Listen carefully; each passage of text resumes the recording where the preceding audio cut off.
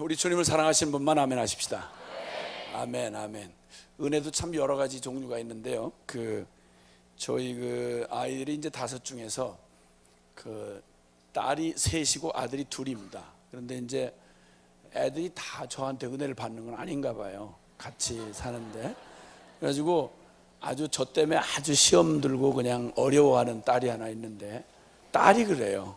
그래서 딸인데 얘가 이름도 엄청 좋아요. 아주 이름을 너무 좋은 이름을 지어줘서 그러나 이런 생각이 드는데, 이름도 찬송이에요. 근데 찬송인데 얘가 꼭 저에 대해서만큼은 아주 불편한 감정이 있어가지고, 그러니까 이유는 이제 다른 것보다도 제일 큰 이유는 제가 저 엄마한테 제가 이렇게 뭐 말하자면 보통 이제 평균적인 기준에서 볼 때 좀 이렇게 다정하게, 혹은 또 어디 나가면 손을 잡고 다닌다든지, 또 뭐 아주 이제 말할 때도 좀 느끼하게 해야 된다든지, 뭐 허니 달링 이러면서 코 먹은 소리 한다든지 이런 걸 안 한다 이거예요.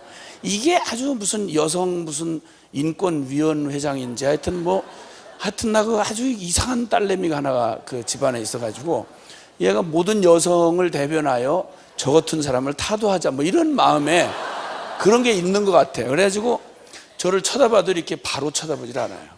눈을 별로 맞춘 적이 별로 없어요. 눈을 맞추고 대화를 해도 눈을 딱 15도 상방 내지는 15도 하방 이런 식이에요. 그래서 내가 야, 너 눈 좀 똑바로 뜨고 아빠 쳐다봐봐. 그러면 얘가 조폭이 아닌데 야 찬송아, 그럼 이래요. 여자애가 그래, 여자애가. 나 참 어려워요. 마음에 어려움이 많아요. 내 집안 식구가 왼술이라 이런 말이 성경에 있는 말이에요. 이해가 돼요. 그래서 근데 이제 뭐 싫으나 좋으나 저희 집안 분위기가 뭐 이렇게 선택해서 이렇게 뭐 사는 집안이 아니고, 하여튼 예수 믿었다 그러면 뭐 선교사 되는 거 이하 무슨 그런 여지가 있는 걸 잘 몰라요. 우리 애들은 그 예수 믿었다 그러면 선교사 되는 거 이거밖에는 잘 몰라요. 어디 뭐 취직하고 어디 뭐 저 사업하고 이런 거는 그 가능치 않은 것처럼 생각이 되나 봐요. 내가 그런 건 내가 강요한 건 아닌데 분위기가 그래요. 오는 손님이 다 선교사고, 날마다 말하는 게 선교고, 주님 다시 오실 날을 기다리자 뭐 매년 그러고, 그러니까 얘기가 다른 얘기가 거기 끼어들 수가 없어요. 그러니까 좀 못마땅하지만 어쨌든 이 분위기에 편승해야 살아남으니까, 이래가지고 결국 싫으나 좋으나 이제 뭐 선교사 훈련을 받으러 이제 해외에 나가 있죠. 나가 있는데 언젠가 한번 걔가 나한테 미리 전화를 하는 일은 거의 없어요. 거의 없어요. 저한테는 무슨 막 왼수진 것 좀 그래요 괜히.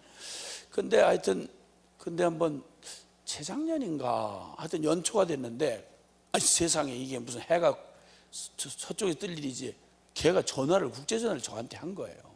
그러니 나는 그 자체가 감동이야. 어떻게 얘가 다 나한테 전화를 다 했나? 그래가지고 너무 감동을 먹어가지고 이게 웬일이냐, 네가 이게 무슨 일이냐 이게, 그냥 막 감동이 온다. 뭐 무슨 일이 있냐 그랬더니 얘가 제가 좋아하는 얘기를 또 하는 거야. 우와, 이번에 아주 은혜를 크게 받았다는 거야. 그러니 뭐 이건 너무 반가운 얘기잖아요. 그래 무슨 일이냐, 그래 어떻게 너 같은 강팍한 심령이다 은혜를 다 받냐 이랬더니 얘가 은혜 받은 얘기를 하는데, 무슨 은혜를 받았다고 얘기를 하는 거 아니, 뭐라고 하는 거 아니, 거기 그 해외에 나가 있는데 거기 선교사님의 초대를 받았대요. 그래서 선교사님 집에 초대를 받아 갔는데 거기서 그렇게 은혜를 받았다는 거예요. 그래서 무슨 집회를 했나, 그래서 뭐 집회를 했냐 그랬더니 그건 아니래. 근데 하여튼 은혜를 세게 받았대. 무슨 은혜냐 궁금하다. 네가 어떻게 나한테 전화를 다 하고 또 은혜를 받았다고 이렇게 말을 하냐, 진짜 은혜스럽다. 그러니까 무슨 은혜인지 내용을 얘기를 해봐라 그랬더니 뭐라고 그런 거야. 나 정말 듣고도 어처구니 없어서. 뭐에 은혜를 받았냐면 다른 집회나 이런 데서 은혜 받았다고 잘 얘기를 안 해요. 은혜는 속으로 봤는데 저한테는 표현을 안 해. 내가 좋아할까 봐. 아주 그렇게 악해요. 그런데 그 하와 누님을 닮아서 그렇지 뭐 다른 거 없는데. 그런데 뭘 은혜를 받았다고 그런 거 아니, 세상에 거기 갔는데 그 성사님네 집에 초대를 받아갔는데 우리랑 똑같이 미친 집이 또 하나 있다는 걸 발견했다는 거예요. 이게 그렇게 은혜가 되더래. 전 지구상에 우리 집 구석처럼 그렇게 이상하게 미친 집은 없는 줄 알았는데 어떻게 발견을 했는데 우리하고 하는 가락이 말하는 것 똑같고 사는 게 똑같고 그리고 아주 하는 짓이 다 똑같고 어쩜 그렇게 우리 집하고 그렇게 똑같이 미친 또 다른 종인데 똑같이 닮은 이걸 발견해가지고 그렇게 은혜가 되고 가슴이 따뜻해졌다고 이걸 국제전화를 해서 얘기를 했더라니까. 나 별 거지 같은 은혜도 다 했다나 이런 생각을 다 했어요.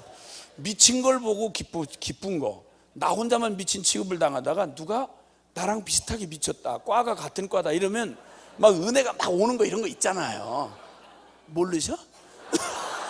그런 게 있다고. 그런 게 있어요. 그러니까 자기가 어떤 동질감을 느끼는 어떤 사람이 자기가 왕따를 당하다가 누가 나만 혼자인 줄 알았는데 누가 비슷하게 왕따 당한 사람이 하나 있다 그러면 그렇게 위로가 돼요. 혹시 오늘 지금 이 시간에는 혹시 그런 은혜가 임하지 않을까 이런 예감이 오는데 그래도 괜찮을까요? 좋아, 아주 좋아요. 감사해요 진짜. 하여튼 정의 은혜를 정상으로 못 받거들랑 그렇게라도 받으시기를 바래요.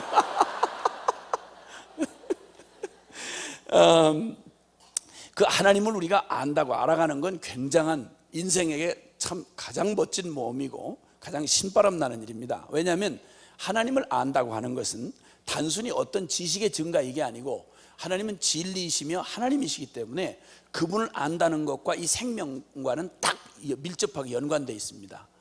어떤 경우는요, 시편 49편 20절에 보면 존귀에 처하나 깨닫지 못하는 자는 멸망하는 짐승과 같도다 이런 말이 있어요. 그러니까 이 깨달음이 생명인 경우가 있는 거예요. 진리는 깨닫는 순간 그게 자체가 생명이 돼버려요. 근데 진리를 듣고 누리고 살면서도 이걸 깨닫지 못하면 멸망하는 짐승과 다를 바가 없다는 거예요. 정말 안타까운 거예요. 성령께서 우리에게 우리의 영혼을 밝히셔서 우리의 마음 눈을 밝히셔서 살아계신 하나님과 진리를 아는 복을 내려주시기를 바랍니다. 아멘이시죠? 네, 아멘. 근데 이 하나님은 하나님에 대한 이 속성을 우리가 안다고 하는 건 영원한 시간이 필요합니다. 왜냐하면 그분은 존재가 영원하신 분이고 우리가 안다고 하는 거 우리 창조의 하나님 이렇게만 말을 해도요, 이 창조한 세계를 한번 보세요. 창조한 세계만 살펴볼래도요, 우리는 뭐 지금 인간이 굉장한 무슨 발전을 한 것처럼 까불대지만 여러분 아는 건 알았다고 하는 건 우리가 모르는 걸 안 것뿐이에요. 사실은 모르는 걸 알았다는 것뿐이에요. 과학이 발전했다? 그거 다 해결된 거 아니에요. 뭐 인간 유전자 뭐 이거 비밀을 밝혀냈다 해독하는 뭐 게놈인지 지놈인지 뭐 그걸 이렇게 해놨다 얘기를 하지만 거기는 인간의 기본되는 근거 중에 인간의 영혼을 좌우하는 그런 DNA는 찾아낼 수가 없어요. 그건 가장 중요한 게 인간은 영적 존재거든요. 근데 그걸 밝혀내는 길이 그런 식으로 밝혀지는 게 아니거든요. 그러니까 지극히 일부분을 알았다는 것 뿐이죠. 하나님의 이 하나님 되심을 우리가 안다는 건 너무 어마어마한 겁니다. 너무 엄청나서 그건 영원을 두고, 그래서 저 천국에 가면 찬송을 부르는데 그 여호와께 그 주님의 거룩하심에 감탄을 하면서 거룩하다 거룩하다 거룩하다. 전에도 계시고 시방도 계시고 장차 오실 자라. 그리고 존귀와 영광과 그리고 능력과 권세와 그것이 세세무궁토록 주께 있으리로다. 할렐루야. 찬송이 계속되는 곳이에요. 근데도 모태신앙들은 이 얘기를 들으면 또 막 머리에 김이 나요. 또 찬송만 해요. 지금 이 땅에서 찬송 부르는 것도 지겨워 죽겠는데 천국 가서는 매일 찬송만 불러야 된다니까 죽으려고 그러는 거야. 그게 찬송의 의미를 몰라서 그래.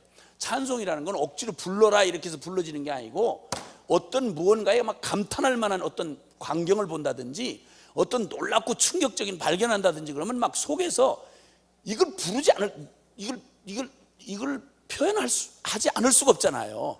이렇게 해서 터져 나오는 걸 찬송이라고 그러지, 막 찬송 부르라고 해가지고 마음도 없는데 막 쥐어 짜듯이 모태신앙한테 막 억지로 시키듯이 그런 찬송은 그 찬송이 아니에요. 그건 찬송이 아니라고. 그래서 찬송이란 자체는 마음 안에 기쁨과 감격과 이 동기가 이 안에서 부어져서 이게 막을 내도 이걸 터져 나오는 걸 찬송이라고 보통 그래요. 아멘이시죠?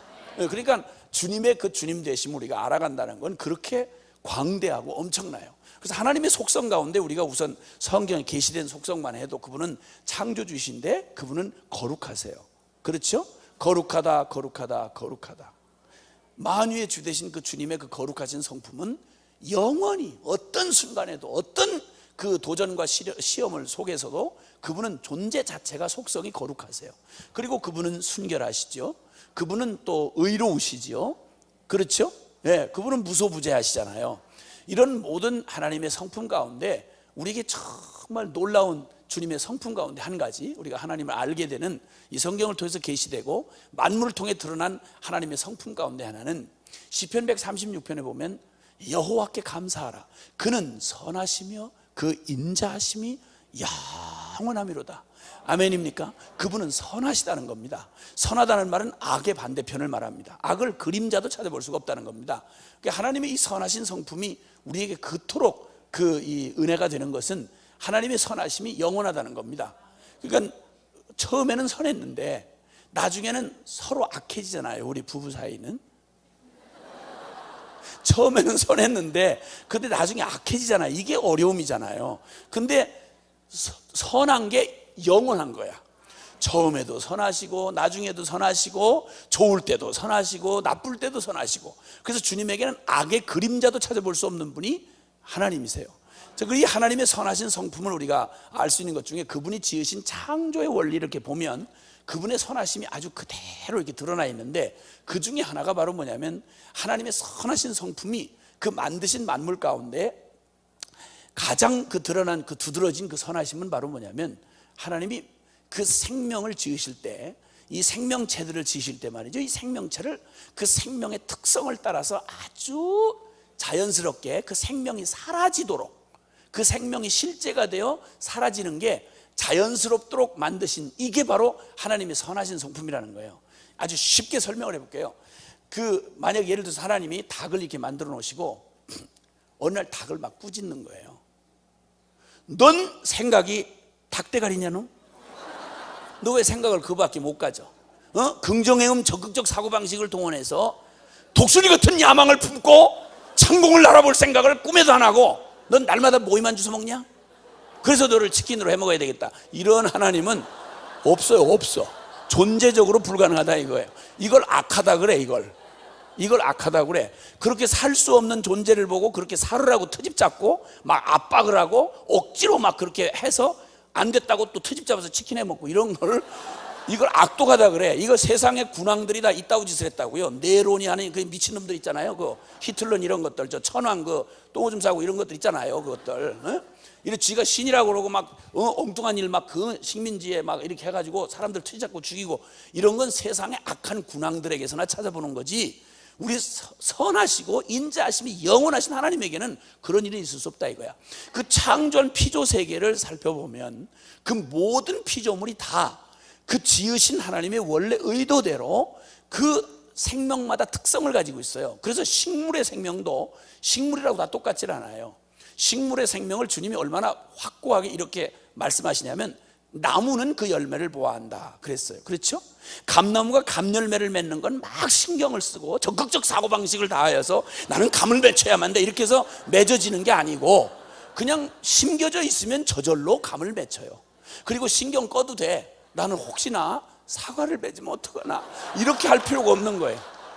그렇게 할 이유가 없단 말이에요. 그러니까 나무마다 그 열매를 보아할지니 하는 것은 나무가 속성상 감나무는 감열매를 맺고 밤나무는 밤열매를 맺고 사과는 사과를 맺고 배는 배를 맺게 돼 있단 말이에요. 요즘에 뭐 생명공학으로 장난질을 해가지고 자꾸만 땅콩 위에다가 뭘 맺게 하고 뭘 이렇게 하고 이런 장난을 해서 그렇지, 원래 하나님의 생명의 원리대로 하면 그런 순리로, 그러니까 전혀 열매를 인위적으로 막 이렇게 용을 쓰고 막 악을 써서 되는 게 아니고 가장 자연스럽게 그 생명의 실제가 그대로 열매로 드러나게 돼 있다 이 말이죠. 날짐승은 날짐승대로, 들짐승은 들짐승대로, 물속의 짐승 물고기들은 물고기대로 다 특성을 따라서 그렇게 살아가는 게 아주 자연스럽게 되어 있습니다. 개가 개답게 산다는 것은 개가 부흥해 가지고 되는 게 아니고 그냥 밥만 먹으면 개는 개짓을 합니다. 그렇죠? 어느 동네에서 혹시 이런 거 보셨나? 큰 개가 동네 개들 다 모아놓고 난리가 났어. 하면서 막 야단났어. 이게 무슨 말을 뭐하나 하고 옆에서 들어봤더니 이 큰 개가 막 그냥 침을 이렇게 하면 무서운 개가 그 조그만 개들을 막 쥐잡듯이 하면서 개같이 생겼다고 다 개냐, 개다워야 개다 이래가지고 개들이 또 은혜를 받고 가서 골목으로 돌아가서 또 다시 개짓을 하고, 그 다음에 영빨이 떨어지면 다시 모여서 부흥회 또 한 번 하고, 또 다시 개로서의 정체감을 다시 되찾고 또 개짓을 하고. 이런 거 없다 이 말이에요. 그런 게 없다 이거예요. 하나님이 창조하신 세계는 아주 자연스럽고 그 생명의 순리를 따라서 그게 자연스러운 생명의 표현을 하게 돼 있다고요. 그렇죠? 소가 소답게 사는 건 연습하고 누가 소도덕 교과서를 통해서 가르쳐서 되는 게 아니고, 태어나서 먹고 했다 하면 소짓을 해. 닭은 닭짓을 하고. 이렇게 해서 피차의 모든 만물은 다 하나님이 지으신 생명의 특성을 따라서 그 살아가는 게 아주 자연스럽게 나타나게 돼 있다 이 말이에요. 이게 하나님의 선하신 성품을 드러내는 아주 뚜렷한 증거가 된다 이 말입니다. 아멘이시죠? 그러면 이런 하나님의 섭리를 기준으로 생각을 해본다고 하면, 하나님은 우리를 하나님의 형상으로 지으셨어요. 그렇죠? 맞죠? 네, 그런 섭리라면 우리의 삶에, 사실은 우리의 삶에도 그런 동일한 원리가 적용이 돼야 돼요. 그런데 하나님이 성경에 말씀하신 이 말씀은 하나님이 그런 선하신 분이기 때문에 이 성경에 명령하셨다고 하면 할 수 없는 걸 명령하실 리는 천만부당한 일이야. 하나님 성품에 근거해서 말한다면. 그렇죠? 그러니까 뭐를 하라 이렇게 명령하셨으면 그것이 그렇게 사는데 절대 무리되지 않도록 하나님이 그렇게 살 수 있는 생명으로 지어놓으셨다는 근거가 된다 이 말입니다. 맞습니까? 그런데 성경 구절을 이렇게 읽다 보면 우리가 그 아주 은혜스러운 구절이 있는가 하면 부담되는 구절이 있잖아요. 은혜스러운 구절은 주로 이런 거죠. 아브라함아, 너 본토 친척 아비의 집을 떠나면 내가 너로 복을 주어서 내 이름을 창대케 하고 너를 하여튼 내 자손을 그냥 다 번성케 해서 큰 민족을 이루게 해줄 건데 네가 복의 근원이 될 것이다. 그리고 내가 다른 사람, 그리고 주님 그러잖아요. 이런 복된 구절들을 우리가 읽으면 너무 은혜가 되잖아요. 주님 눈치 보지 마시고 좀 더 땡겨서 이빨이 땡겨 저를 밀어주옵소서. 큰 민족이 되게 해준다, 뭐 이름을 창대케 해준다, 됐다면 정치인 됐다면 중앙 국회의원 정도는 되고, 그 중에 하나는 드물게 또 국무총리도 나오고, 이름을 그냥 창대하게 해주겠다 이겁니다. 그리고 뭐 했다면 선생님 했다 그러면 대학 교수 정도, 총장 정도는 또 나오고, 아주 끌끌하게 해주겠다 이거야. 그런데다가 또 우리 정서에 딱 맞는 게 또 뭐냐면 그 다음 구절에 뭐라고 하니, 너를 저주한 자를 내가 저주하고 너를 축복한 자를 축복하겠다. 이건 진짜 우리 정서에 딱 맞는 약속이에요. 하여튼 널 건드렸다면 그놈 완전히 깍대를 벗겨가지고 국물을 꽉 짜버리겠다 내가. 널 건드렸다면 아주 거덜이 나게 만들어버리겠다 내가. 그리고 너를 도와주면 복 받는다는 거 알고 모든 사람들이 눈치를 살펴가지고 내가 네 편을 아주 확실하게 들어주겠다. 이런 약속은 주님하고 너무 우리 정서가 딱 맞는 약속이다 이겁니다. 이런 걸 은혜스러운 구절이라고 그러지. 그런데 이제 읽으면 은혜가 안 되는 구절이 있어요. 그게 뭐냐면 이런 말씀, 이런 건 어떠신지 여러분 정서로 좀 답변을 해주세요. 마태복음 6장에 보면 산상수훈에 보면 하늘 아버지가 온전한 즉 너희도 온전할지니라. 은혜가 막 임합니까? 부담이 솔솔 임합니까? 대답을 안 한다고 상황을 피해갈 수 없어요. 그러니까 대답을 하세요. 정직하게. 이 말씀을 읽으면 은혜가 막 임하세요? 아니면 부담이 생기세요? 부담, 이렇게 그렇게 막 뭐 분위기를 그렇게 깔고 대답하지 마시고 그냥 크게 어린아이처럼 대답하시는 거예요. 부담이 되세요? 은혜가 되세요? 맞아요. 부담이 압도적이에요 지금. 거기다 조금 더 땡겨서 레위기에 보면 이런 말씀이 있어요. 내가 거룩한 즉 너희도 거룩할지니라. 이건 은혜가 되세요? 심히 부담이 되세요? 맞아요. 그러면 앞서서 살펴본 원리로 말하면 주님이 우리에게 그렇게 살 수 있는 능력을 안 주시고 살으라고 명령하는 법은 없는데, 왜 이거 주님이 중요하게 하신 말씀이 우리에게는 자연스럽게 반응이 안 되고 왜 부담이 밀려오냐 이거야. 이거 고민 안 해보셨어요? 고민 안 해보셨어요? 그런 건 그냥 주로 졸려요 그러면서 쓱 넘어가고 그리고 쉬운 구절만, 은혜되는 구절만 찾아서 읽으셨지. 그리고 주로 또 우리한테 위로가 되는 말씀이 있어. 은혜 말고 위로가 되는 거. 마음은 원이로되 육신이 약하도다 이런 거. 이런 구절은 이상하게 은혜가 위로가 되죠. 그렇죠? 다른 성경은 못 외워도 그건 대한민국 성도라면 다 외워. 처리하지 마자 그러면 마음은 원인데 육신이 약해요. 헌금 좀 해라. 진짜 마음은 원인데요, 육신이 약해요. 왜? 손이 말려 들어갔나? 왜 그래? 그 이상하게도 그런 부담이 온다 이 말이에요. 그렇죠? 맞죠? 그리고 이런 거, 그 다음에 조금 더 위로가 되는 말씀이 있어요. 오호라 나는 곤고한 사람이로다.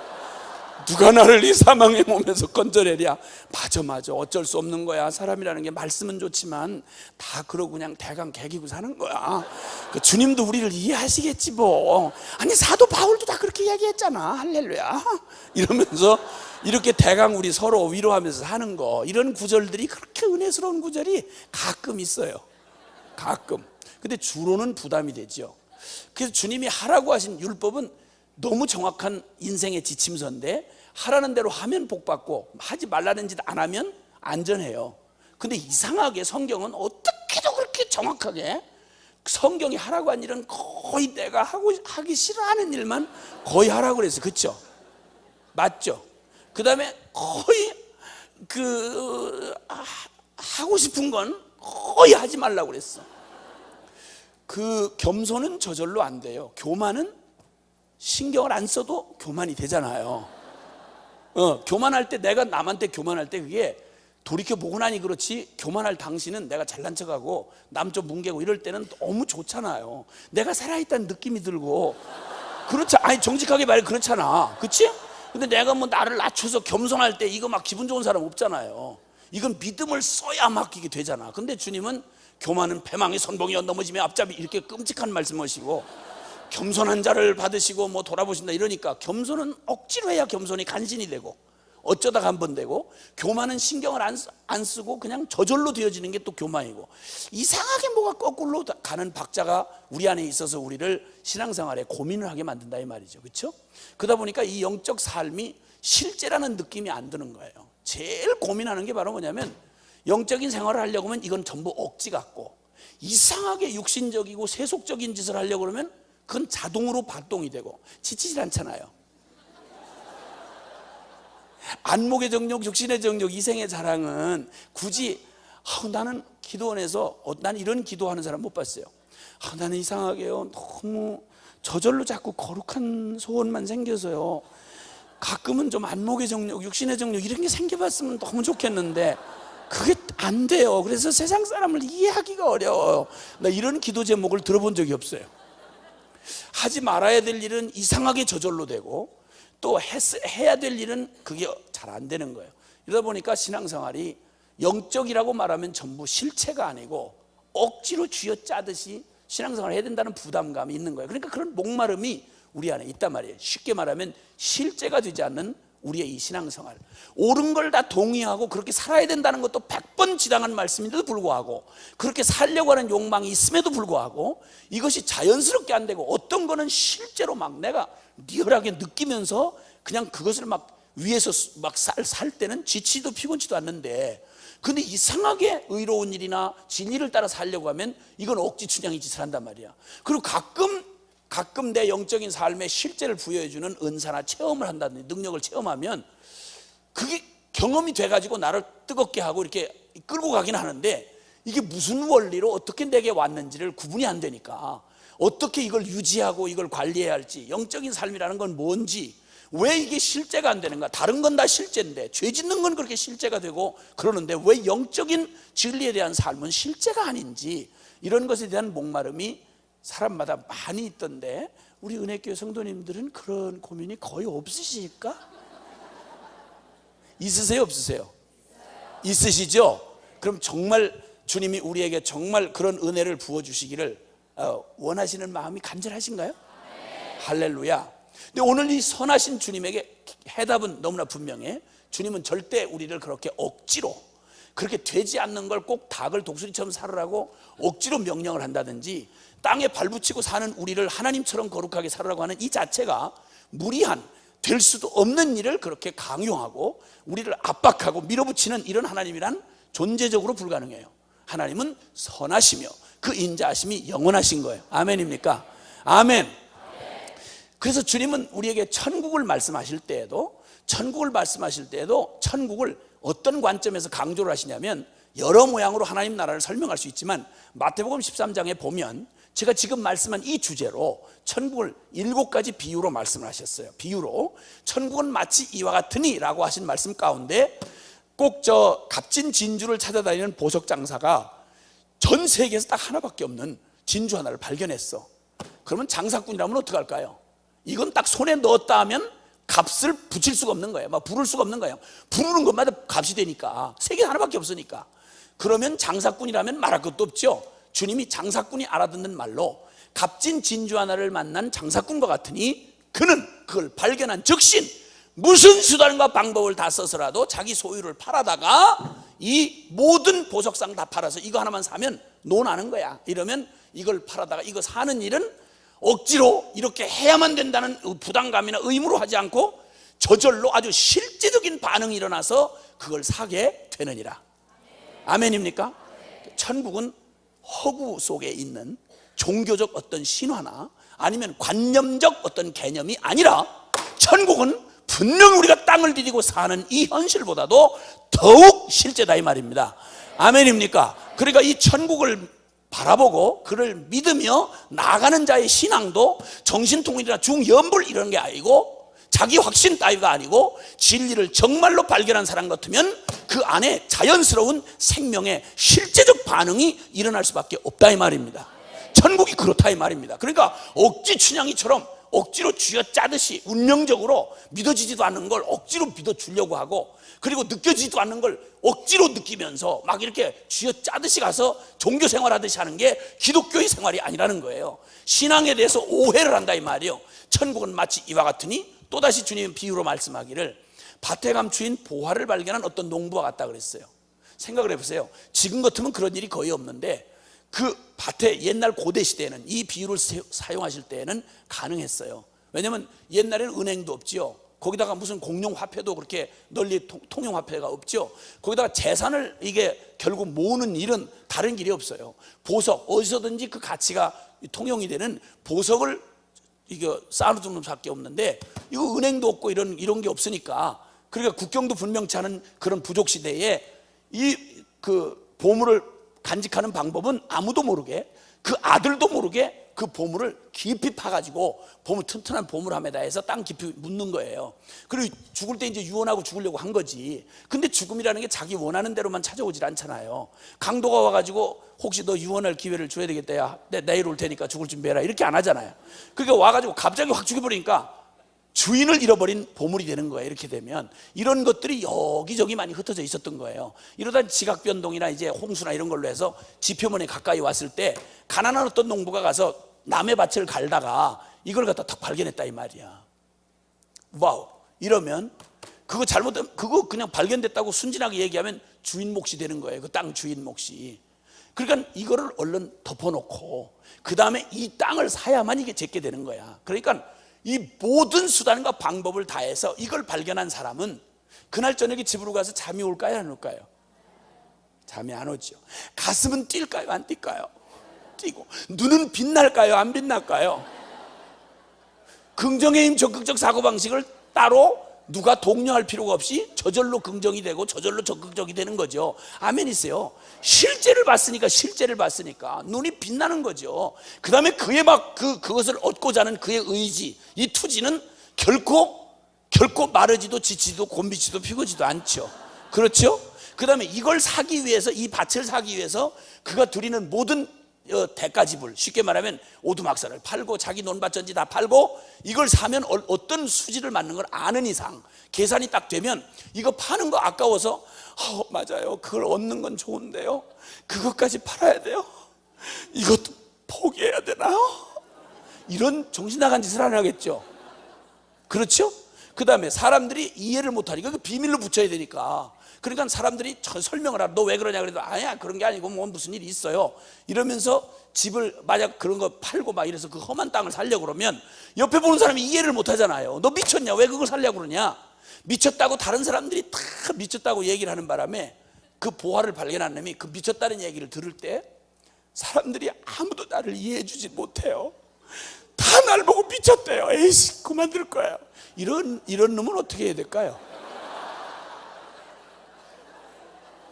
이런 심각한 놈은 데려다 밥을 이빨에 먹여야 돼. 아주 밥을. 하여튼 그런 놈은 밥밖에 먹을 가치가 없어요. 그런 놈. 밥을 많이 먹여야 돼. 하여튼 입만 벌렸다면 밥을 막 밀어놓고, 하여튼 그런 놈은 정말 서로 어려워요. 서로 어려워. 그런 일은 있을 수가 없죠. 누가 미쳤다고 할수록 기쁜 거죠.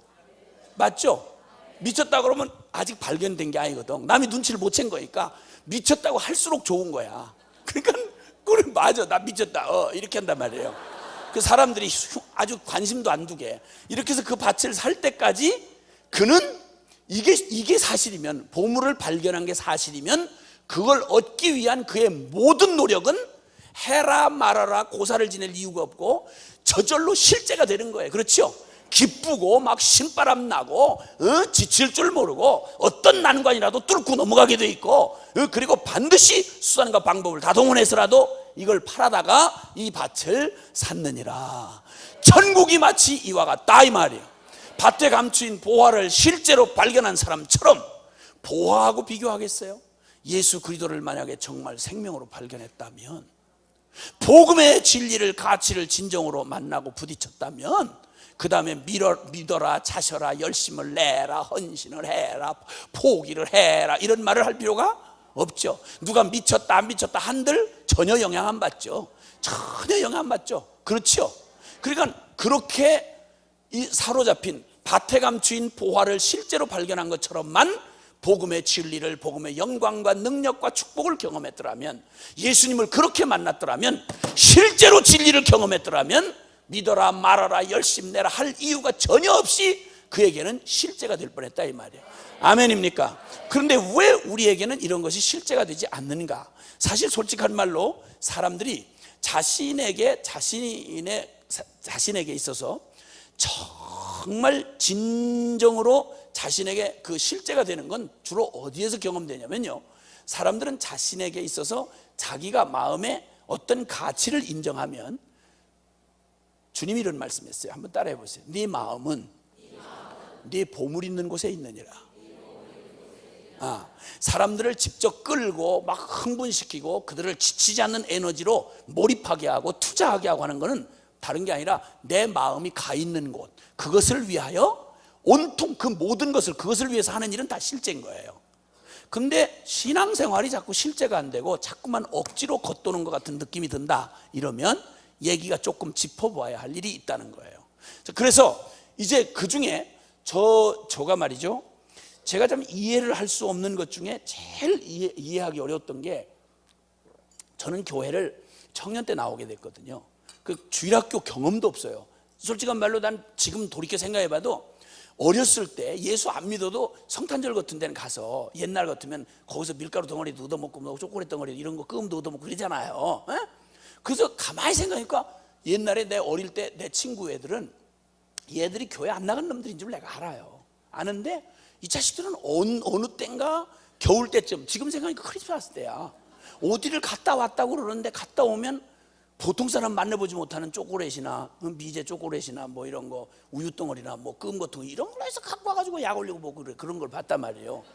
알고 봤더니 교회로부터 부조리 청탁을 받은 거예요. 근데 나는 솔직하게 말해서 나는 교회로부터 끔 하나, 초콜릿 덩어리 하나, 한 번도 그런 부정한 청탁을 받아본 일이 없다는 걸 국민 여러분 앞에 밝히는 바입니다. 그만큼 교회하고는 벽을 쌓고 살았어요. 교회 건물이나 그 예배당 건물인 줄 몰랐다니까. 뻘건 벽돌이 그게 평소에는 안 보이잖아요. 사람들이 드나들질 않으니까. 사람 안 볼 때만 왔다 갔다 하잖아요. 새벽에만 왔다 갔다 끝나고 그렇게 하고, 주일날은 또 아예 노는 무대가 다르니까 거기를 볼 리가 없고, 나 그 창고인 줄 알았어. 늘 뻘건 벽돌 이렇게 된 거.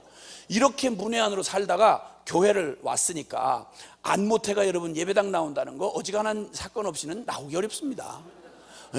안모태가 세상 나름대로 살다가 예배당에 발 들여놓는 것만 해도 어지간한 사건 없이는 오기가 쉽지 않습니다, 여러분. 그래서 생소한 이 교회 분위기에 딱 들어와놓고 보니까 어떻게 같은 하늘 아래 사는데 이렇게 다른 종자들이 모여 사는지 난 처음 봤어요. 아니, 교회 안에 어떻게, 교회를 처음 들어와 보니까 분위기가 이렇게 다를 수가 없어요. 왜냐하면 저가 자라난 배경은 저희는 나는 한국말이 욕이 없이 어떻게 한 문장이 완성되나 이게 궁금해요. 너무 욕을 사랑하는 집안에 자라나가지고 문장에 욕이라는 단어를 빼면 문장이 다 깨져버려. 나는 한국말이 자연스럽게 욕과 섞여서 이렇게 쓰여지는 줄 알았어요. 난 아예 그렇게 배웠으니까. 그리고 우리는 사이가 진할수록, 사이가 가깝잖아요. 가까운 사이잖아요. 그럼 욕을 진하게 해요. 그래야 이게 사이가 가까운 거예요. 그래가지고 저희 친척들이 이렇게 한번 모이면 욕을 진하게 하죠. 소주 한번 까고 그 다음에 욕을 아주 진하게, 아주 질펀하게 욕을 하고, 근데 할 때는 통쾌한데 들으면 기분 나쁜 게 욕이잖아요. 이래가지고 친척끼리 한 잔 먹고 알딸딸해서 진하게 사이를 확인하면서 진하게 욕을 하다가 진하게 열받아가지고 완투를 뽑아요. 또 이렇게. 그럼 코피 터져가지고 사촌들 뭐 누구 뭐 이렇게 만나가지고 서로 코피 터져가 1부는 그렇게 해서 끝나고, 다시는 막 욕을 해가면서 다시는 안 만난다 이래가지고 헤어지는 게 저희 보통 가족 친척 문화예요. 근데 이런 집구석에 자라다가 예배당을 처음 나와보니까 한마디로 말해서 느끼한 분위기예요. 아니 어떻게 사람이 살아서 어떻게 낯을, 부끄럽지도 않나 서로 얼굴을 빤히 쳐다보면서 어머나 권사님 할렐루야,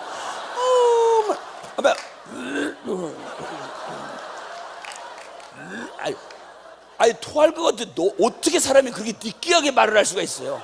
남자들도 하하하하, 아유 장로님 네 참 주님의 은혜로 하하하, 이래. 아니 어떻게 그렇게 가증스럽게 얘기를 할 수가 있어요. 이게 도대체 문화가 영 적응이 안 되더라고.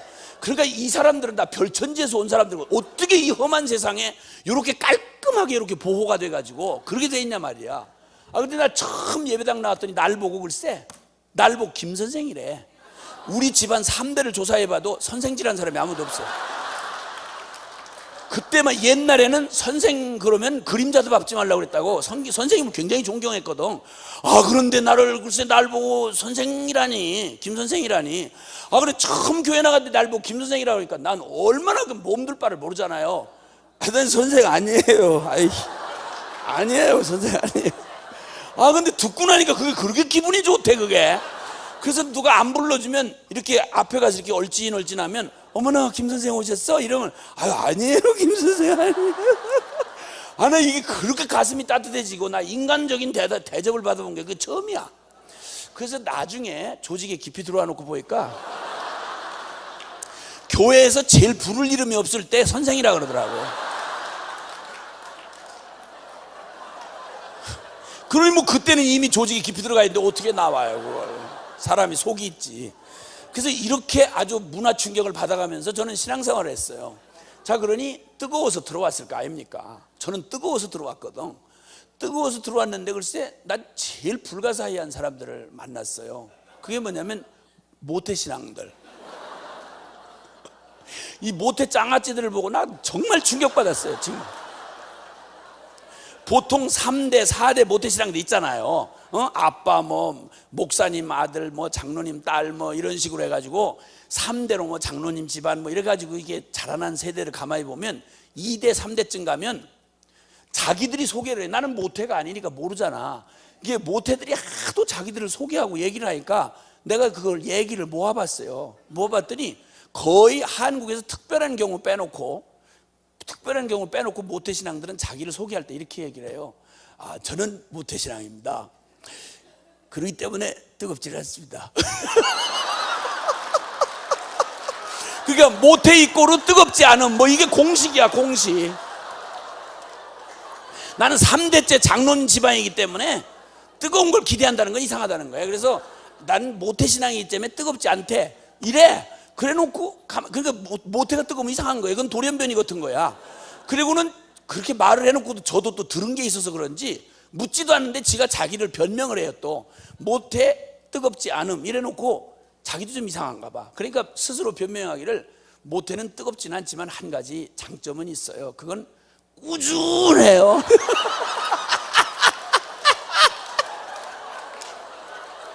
아이고 골 때려.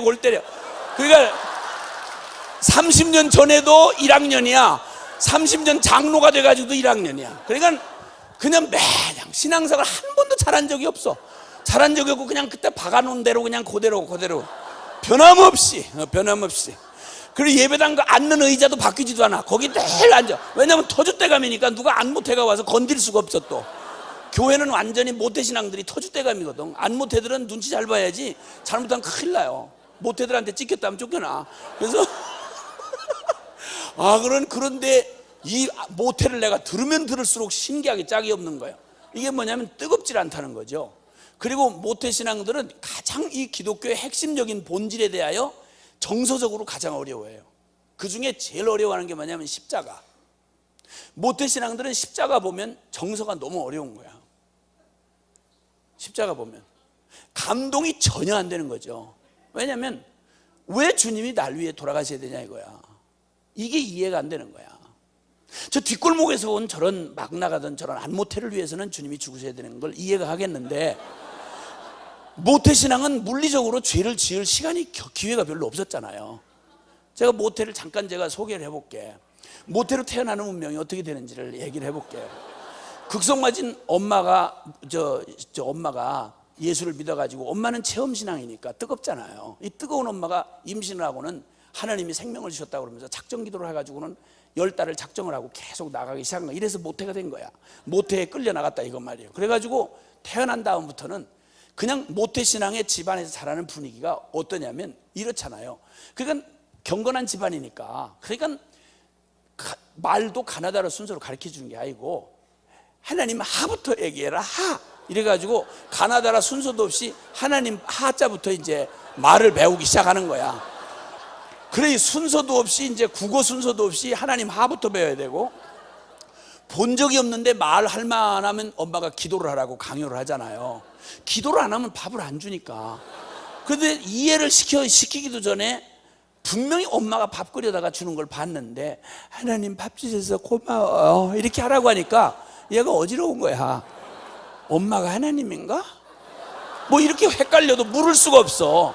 그러면 엄마가 하나님인 거야 이랬다가는 3일 금식을 해야 되니까, 아이야 그런 말은, 불경한 말은 꺼내지도 못한 채 그냥 믿으라면 믿어야 되고 막 이렇게 하고 이제 살아오는 거지. 그 어릴 때는 무슨 반론을 필 그게 없으니까 그냥 이제 시키는 대로 하다가 이제 조금 자랐는데, 이 모태신앙 경건한 집안에 자라려면 그 사람 감정은 똑같은 죄인이기 때문에 감정이 있는데, 동생하고 이렇게 자라려면 싸울 일이 많잖아요. 그럴 때 같은 한국말인데 모태신앙이 쓸 수 있는 말은 너무 제한적이잖아. 그리고 표현에 있어서 너무 답답하잖아요. 그러니까 동생하고 싸우고 아주 때려 죽이고 싶은데도 그런 말은 절대 못 꺼내죠. 그러니까 기껏 싸워도, 모태신앙도 싸우는 거 보면 이렇게 싸우죠. 경건한 집안에서는 넌 정말 그렇게 하면 나쁘다고 생각돼? 진짜 넌 나쁜 아이야. 아우 속상해 죽겠네. 이게 이제 모태신앙이 집에서 싸우는 거야. 이제 이렇게 해서 속이 풀리질 않고 응어리가 이렇게 맺혀 있다가 이제 드디어 이제 놀이터를 나가본다 이 말이지. 그랬더니 세상에 이게 다 예수 믿는 사람이 아닌 거야. 근데 같은 한국말인데 어쩌면 이렇게 표현이 같은 한국말인데 시원시원한 걸 느낀 거지. 야, 한국말이 이런 말도 있구나 이렇게 깨달은 다음에, 그 다음에 이제 집에 들어와서 너무 좋아 보이니까, 시원해 보이니까, 시원시원해 보이니까 그동안 표현을 못했던 말을 거기 놀이터에서 막 애들 막 쓰는 말을 듣다가 너무 신나가지고 했는데, 마침 저녁에 동생이 시비를 건다 이거지. 그러니까 계속 이랬다가 무슨 의미인지도 모르고 그냥 시원해서 한번 해본 거야 그냥. 근데 갑자기 경건한 엄마의 눈에 눈물이 후숙 떨어지더니, 오 주여, 여종이 자식을 잘못 길렀나이다 이러더니 가서 가스레인지에다 이렇게 켜는 거야 불을. 그러고 젓가락을 거기다 올려놓는 거죠. 그리고는 이사야서 6장을 펴가지고는 그 이렇게 한 애를 데려다가 이사야 6장을 보여주는 거야. 이사야가 환상 중에 하나님의 그 궁전을 바라보는데, 입술이 부정한 자 중에 거하야 천사가 불에 달군 화절을 갖다 입술을 지진 얘기, 이걸 여기다 읽어주는 거지 애한테. 너 차라리 멀쩡한 입술 가지고 지옥 가는 것보다 입술을 지지고라도 천국 가는 게 낫다 이러면서 뻘겋게 단 젓가락으로 막 입술 지진다고 쫓아다니고, 애가 막 경기를 하고 막 엎어지고 막. 이게 모태신앙의 애환이에요. 이렇게 우여곡절을 겪으면서 교회를 빠질 수가 없잖아. 근데 교회를 보내는데 이 경건한 엄마일수록 아무리 어려워도 헌금은 또박또박 주잖아요. 근데 용돈은 거의 안 주는 거야. 완전히 짠순이라. 이 짠순이 엄마가 전혀 용돈은 거의 안 주면서 헌금을 준다 이 말이야. 이게 얼마나 유혹이 되는지를 모태신앙 아니고는 경험을 못한다고. 그 더운 여름날에 그 골목 지나서 예배당 가려고 그러면, 여러분이 복중에 이런데 예배당 가려면 주일날 보통 일이 아니야. 2,000원 헌금 받아가지고 하는데, 아무리 순결을 지키고 그래도 너무 더운 날 본능적으로 발작적으로 또 그 슈퍼마켓 주인이 누구 시험 들게 하려고 작정했나 선악과처럼 길 옆에다 내놓은 거야, 냉장고를. 자물통도 안 잠그고. 그러니까 그냥 본능적으로 확 그냥 끌어먹고 1,000원을 헌금을 띵거 먹은 거지. 그리고 가서 이제 남 안 보게 이렇게 두리번거리면서 헌금통에다 쓱 집어넣으면 했는데, 이 교회가 아주 허술한 조직 같으면서도 때로는 아주 무섭습니다. 이 눈이 많아가지고 이게 그냥 눈길을 다 피한다는 게 보통 일이 아니에요. 근데 그걸 마침 어떤 교사가 그걸 본 거야. 늘 2,000원씩 헌금을 또박또박하고, 믿음 좋은 집사님 내가 아무리 어려워도 헌금 줄이는 방법을 못 봤는데 1,000원만 내는 걸 딱 본 나머지 가슴이 짜르르, 너무 안타까워. 전화를 득닥같이 걸어가지고, 교인들은 또 입이 빨래잖아. 그래가지고, 아이고 집사님, 정말 마음이 아파요. 그러면 기도 부탁을 해야지. 그렇게 어려웠으면 정말 어떻게 하면 좋은가, 얘기를 해보세요. 갑자기 엄마가 충격을 받아가지고, 왜 그러는데, 뭐 때문에 그러는데, 아니 글쎄 우리 집사님이, 믿음 좋은 집사님이 헌금을 줄일 리는 없는데 얼마나 어려우면 글쎄 헌금을 다 줄였겠냐고. 그게 무슨 얘기냐고. 아니 글쎄 대개 아이가 오늘 글쎄 헌금을 1,000원 이렇게 돼가지고, 너 이놈의 새끼 이리 와. 이래가지고, 너 떼어먹었어 안 떼어먹었어? 무슨 짓 했어? 안 했는데. 이러다가, 그러니까 헌금 성물에다가 손을 댄 데다가 플러스 거짓말까지 한 거예요. 요한계시록 21장 8절이지. 그래가지고 펼쳐놓고, 또 가스레인지 불이 켜지고 젓가락을 거기다 달구고, 그 다음에 거짓말하는 자와 두려워하는 자들은 저 유황불에 타는 두 번째 사망에 이 말이라 하는 말씀을 읽어주고, 주여 이 아들을 주여 용서하옵소서 이래가지고 죽도록 두드려 맞아가지고 1,000원어치 먹고 20만 원어치 맞았어. 그리고 막 다 먹은 아이스크림 다 토하고 막 다 토했어. 이래가지고 그 아픈 상처를 가지고 있는데, 그런데 중학교 올라가면 얄짤없이 중고등부 수련회를 보내잖아. 중고등부 수련회 보내면 정확하게 이틀째 되는 날이면 불을 컴컴하게 꺼놓고, 목소리가 쉰 전도사님이 막 그 카랑카랑한 목소리로 그러잖아요. 유황불이 지글지글 타오르고 까만 지옥에서 이러는 지옥을 묘사하잖아요. 그러니까 막 그냥, 그러면 막 애들, 그러고는 막 애들 보고 회개를 해야지, 안 그러면 다 지옥 간다. 그래가지고 하여튼 회개하라고 A4 용지를 하나씩 주는 거야. 그러면 안모태들은 그 시간만큼은 안모태의 세상이지. 왜냐면 죄를 물마시듯 하시고 살아왔으니까, 죄를 쓰라 이러니까 뭐 신나가지고 막 죄를 쓰는데, 이게 한 바닥이 모자라니까 A4 용지 하나만 더 주세요 뭐 이렇게 얘기 되는 거지. 안모태는 그렇게 되는 거야. 안모태는. 그런데 모태는 기껏 쓰려고 하보니 뭐 있어야지, 죄를 진 게 특별히. 그러니까 엄마 말씀 안 들었어요. 그 다음에 동생한테 계속 이랬다가 입술 지질 뻔했어요. 그 다음에 1,000원 헌금 떼어먹었는데 20만 원어치 맞았어요. 그리고 이걸 쓰는데 몇 줄 쓰고 보니까 죄진 게 있어야지. 욕을 제대로 해봤나, 어디 마음껏 땡겨 놀아를 봤나. 이러니까, 그러면 막 이걸 써놓고 이제 막 십자가 얘기를 막 주님이 막 채찍에 맞고 군병들에게 막 맞아가면서 그냥 등가죽이 찢어지고 막 십자가에 막 이렇게 하면, 안모태들은 막 처음 들어보는 얘기니까 막 떼굴떼굴 굴르고, 저건 나 때문에 저렇게 됐구나 그러면서 막 울고 은혜를 받고 난리가 나는데, 여러분 초상집에서 눈물 안 나는 것처럼 어려운 게 없잖아요. 안모태들이 너무 어려운 거야. 이게 너무 어려운 거야. 너무 어려워. 눈물이 안 나오고 죽겠는 거야 그냥. 그리고 또 솔직한 말로 자기가 죄를 좀 졌다 쳐도, 그리고 솔직한 말로 1,000원 헌금 떼어먹었지만 20만 원어치를 맞았어. 그러면 주님이 대신 갚아줄 게 없어. 자기가 너무 많이 갚았기 때문에. 그러니까 20만 원이면 19만 9,500원을 도로 9,900원을 받아야 돼. 9,000원을 도로 거꾸로 받아야 돼. 잔돈을 너무 많이 치렀기 때문에 받아야 되는 거야. 그런데 그런 아이스크림 1,000원어치 떼어먹었다고 주님이 막 나를 대신해서 막 십자가에 막 옆구리에 찔리고 막 피가 나오고 이걸 정서적으로 아무리 받아들이려고 해도 이게 너무 어려운 거예요. 왜 저러시나? 왜 저러시나? 그냥 1,000원 갚아주면 될 텐데 왜 저러시나? 이런 게 너무 정서적으로 어려운 거야. 이러니까 앞도 뒤도 안 맞는 얘기를 날마다 십자가 얘기, 뭐 그네 감격하여 뭐 세상을 이처럼 사랑하사, 이런 얘기를 들으니까 기독교 본질적인 복음의 진리에 대해서 제일 짜증나고 미치겠는 거야.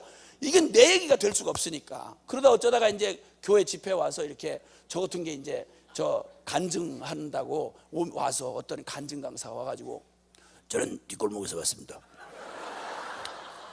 세상에서 방황할 때 나 주님을 몰랐습니다. 머리털보다도 많은 죄가 있었습니다. 지금 말고 옛날에 많이 있었을 때. 세상에서 방황할 때 나 주님을, 이러면 모태신앙들은 가슴을 쓸어내리면서 저런 놈을 위해서는 주님이 돌아가셔야 되겠구나, 나는 인류 공통의 죄를 위하여 연대 책임을 지는구나, 이런 생각을 하면서 가슴을 쓸어내리고 간신히 그 시간을 넘어가는 거야. 이러니 이 모태신앙들이 얼마나 정서적으로 이 기독교의 교리가 얼마나 무거워요.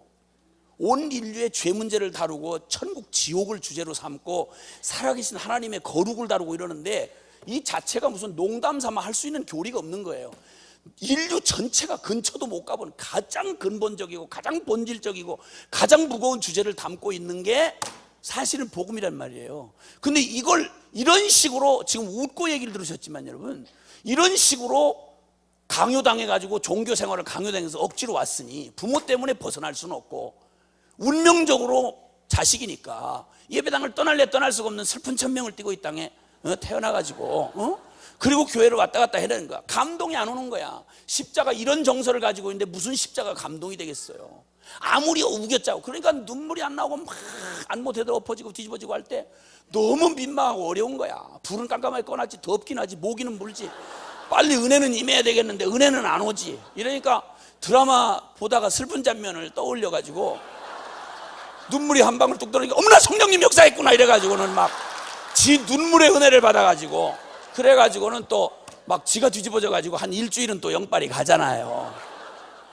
이렇게 억지로 신앙생활이라고 억지로 하다가 대학 딱 들어가면 세상이 넓거든요.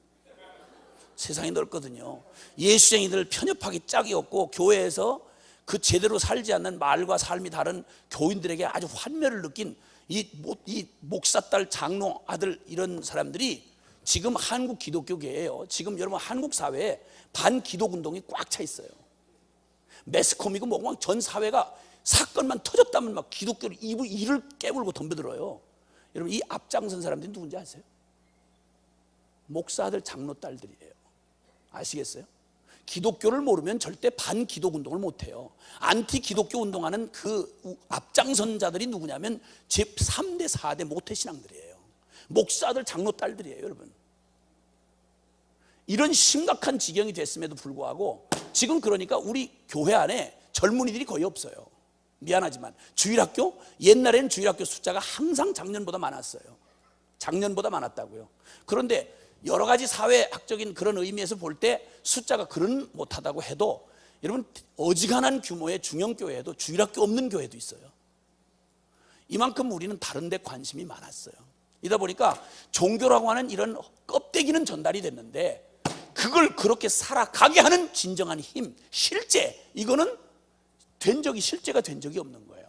그런데 이상한 믿음을 가지고 이상한 형태로 그렇게도 믿음이 실제가 안 되면서도 교회를 떠나질 못해요. 모태신앙들이.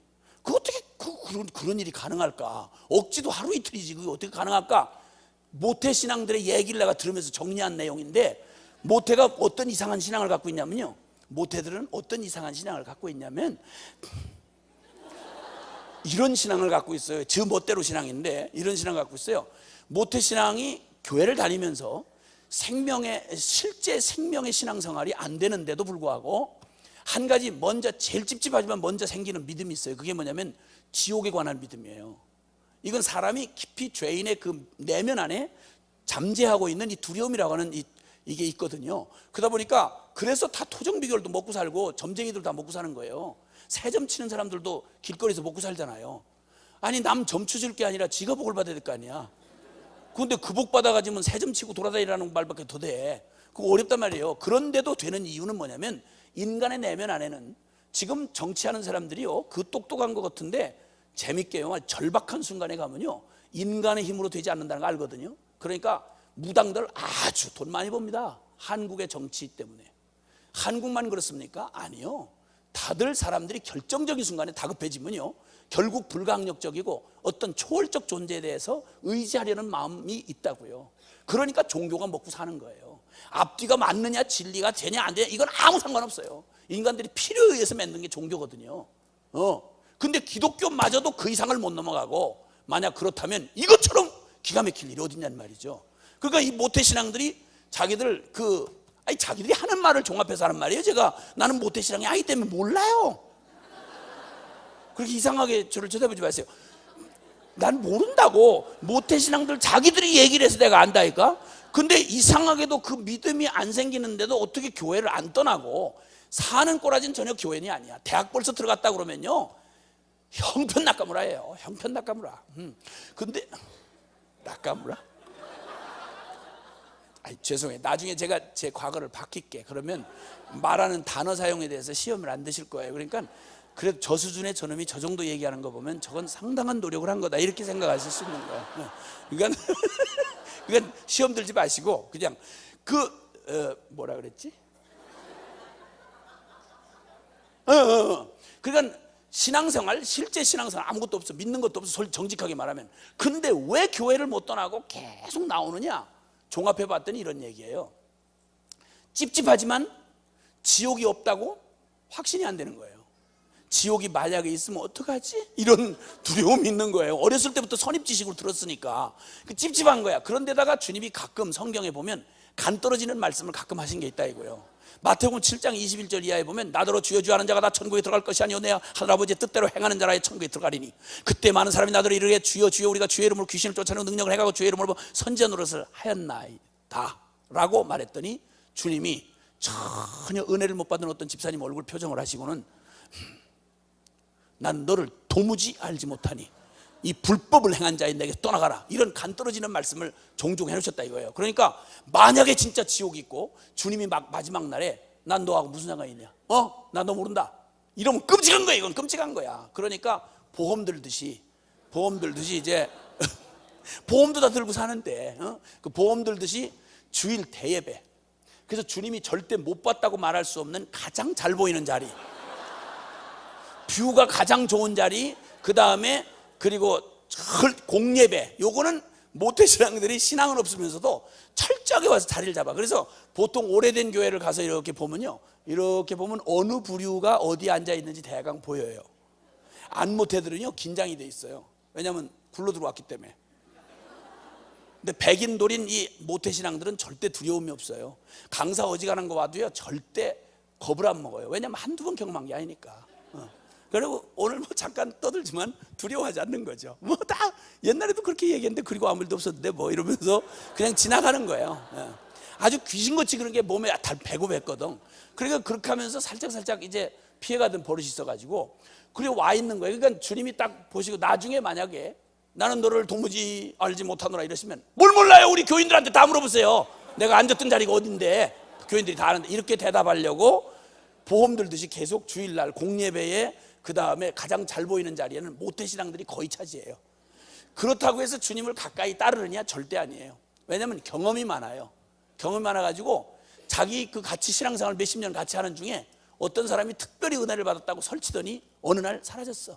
몇 년 만에 왔는데 깜짝짝 해가지고 바싹 말라가지고 선교지로 저 밀림에 들어가서 고생하다가 고생 새파지게 하다 와가지고 선교 보고한다고 온 걸 보면서 가슴을 쓸어내리고 저렇게 끌려가면 안 된다 이런 생각이 있는 거죠, 경험적으로. 그래서 주님이 언제든지 보면 보이는 자리, 주님이 언제든지 딱 돌아보면 보이는 자리, 그러나 잡으려고 하면 어느 때든 안 잡히는 자리.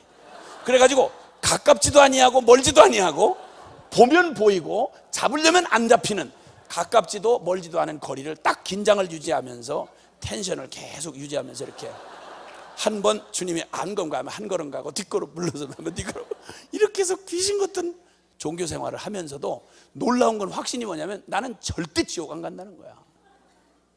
하는 날 택했기 때문에 절대 지옥 안 간다 이거.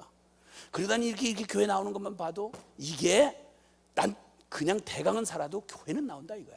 그리고 자기는 천국 갈 수밖에 없다는 운명적인 확신을 그렇게 확실하게 할 수가 없어.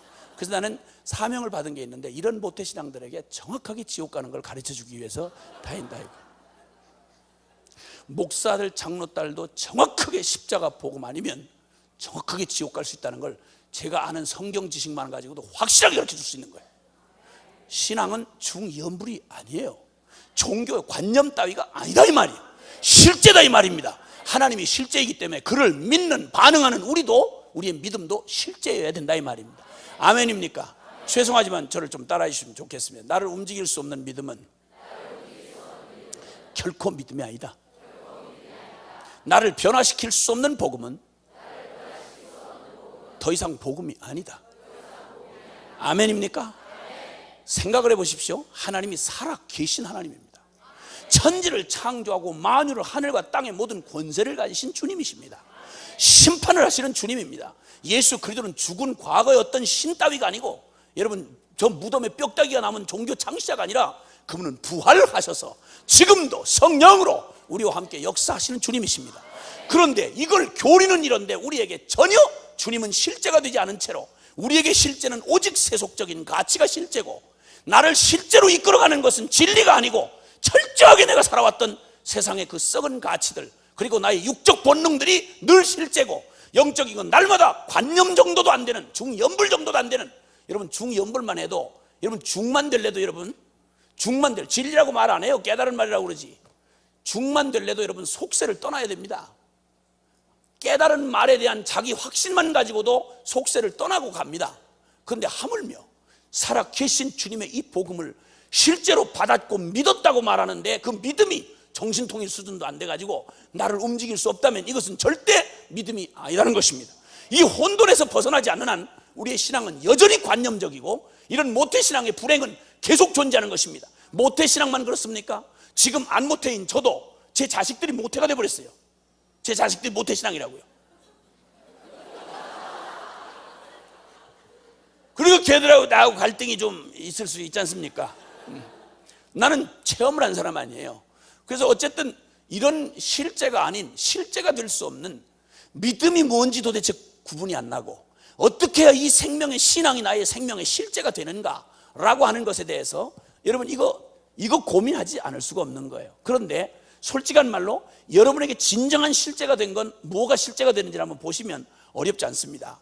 여러분 저 한 예로 말이죠, 돈이 행복의 조건이 된다는 이 믿음, 누가 가르쳐준 거 아닌데 진리 이상의 힘으로 우리를 사로잡고 있습니다. 그렇죠? 맞죠? 그런데 정직하게 따지면요, 돈이 우리에게 행복을, 돈이 줄 수 있는 게 거의 없습니다. 한번 보실까요? 여러분 돈이 화려한 집을 살 수는 있게 해줍니다. 몇십만 불짜리 몇백만 불짜리 저택을 사게는 해주지만, 그러나 달랑한 사랑이 넘치는 가정까지 줄 수는 없습니다. 돈이. 맞습니까? 돈이 우리에게 아주 좋은 비싼 고가의 침대를 살 수 있게는 해주지만, 그러나 돈이 우리에게 단잠도 줄 수는 없습니다. 돈이 우리에게 약을 주고 병원에 가서 수술을 받게는 해주지만 돈이 우리에게 생명을 줄 수는 없습니다. 정작 돈이라고 하는 게 우리에게 줄 수 있다고 하는 거, 본질적인 건 거의 없습니다. 그런데도 불구하고 여러분 돈 벌 수만 있다 그러면, 돈만 번다 그러면, 돈이 한국에서 버는 것보다 중동을 가서 만약 돈을 번다 그러면요, 목숨 걸고 갑니다.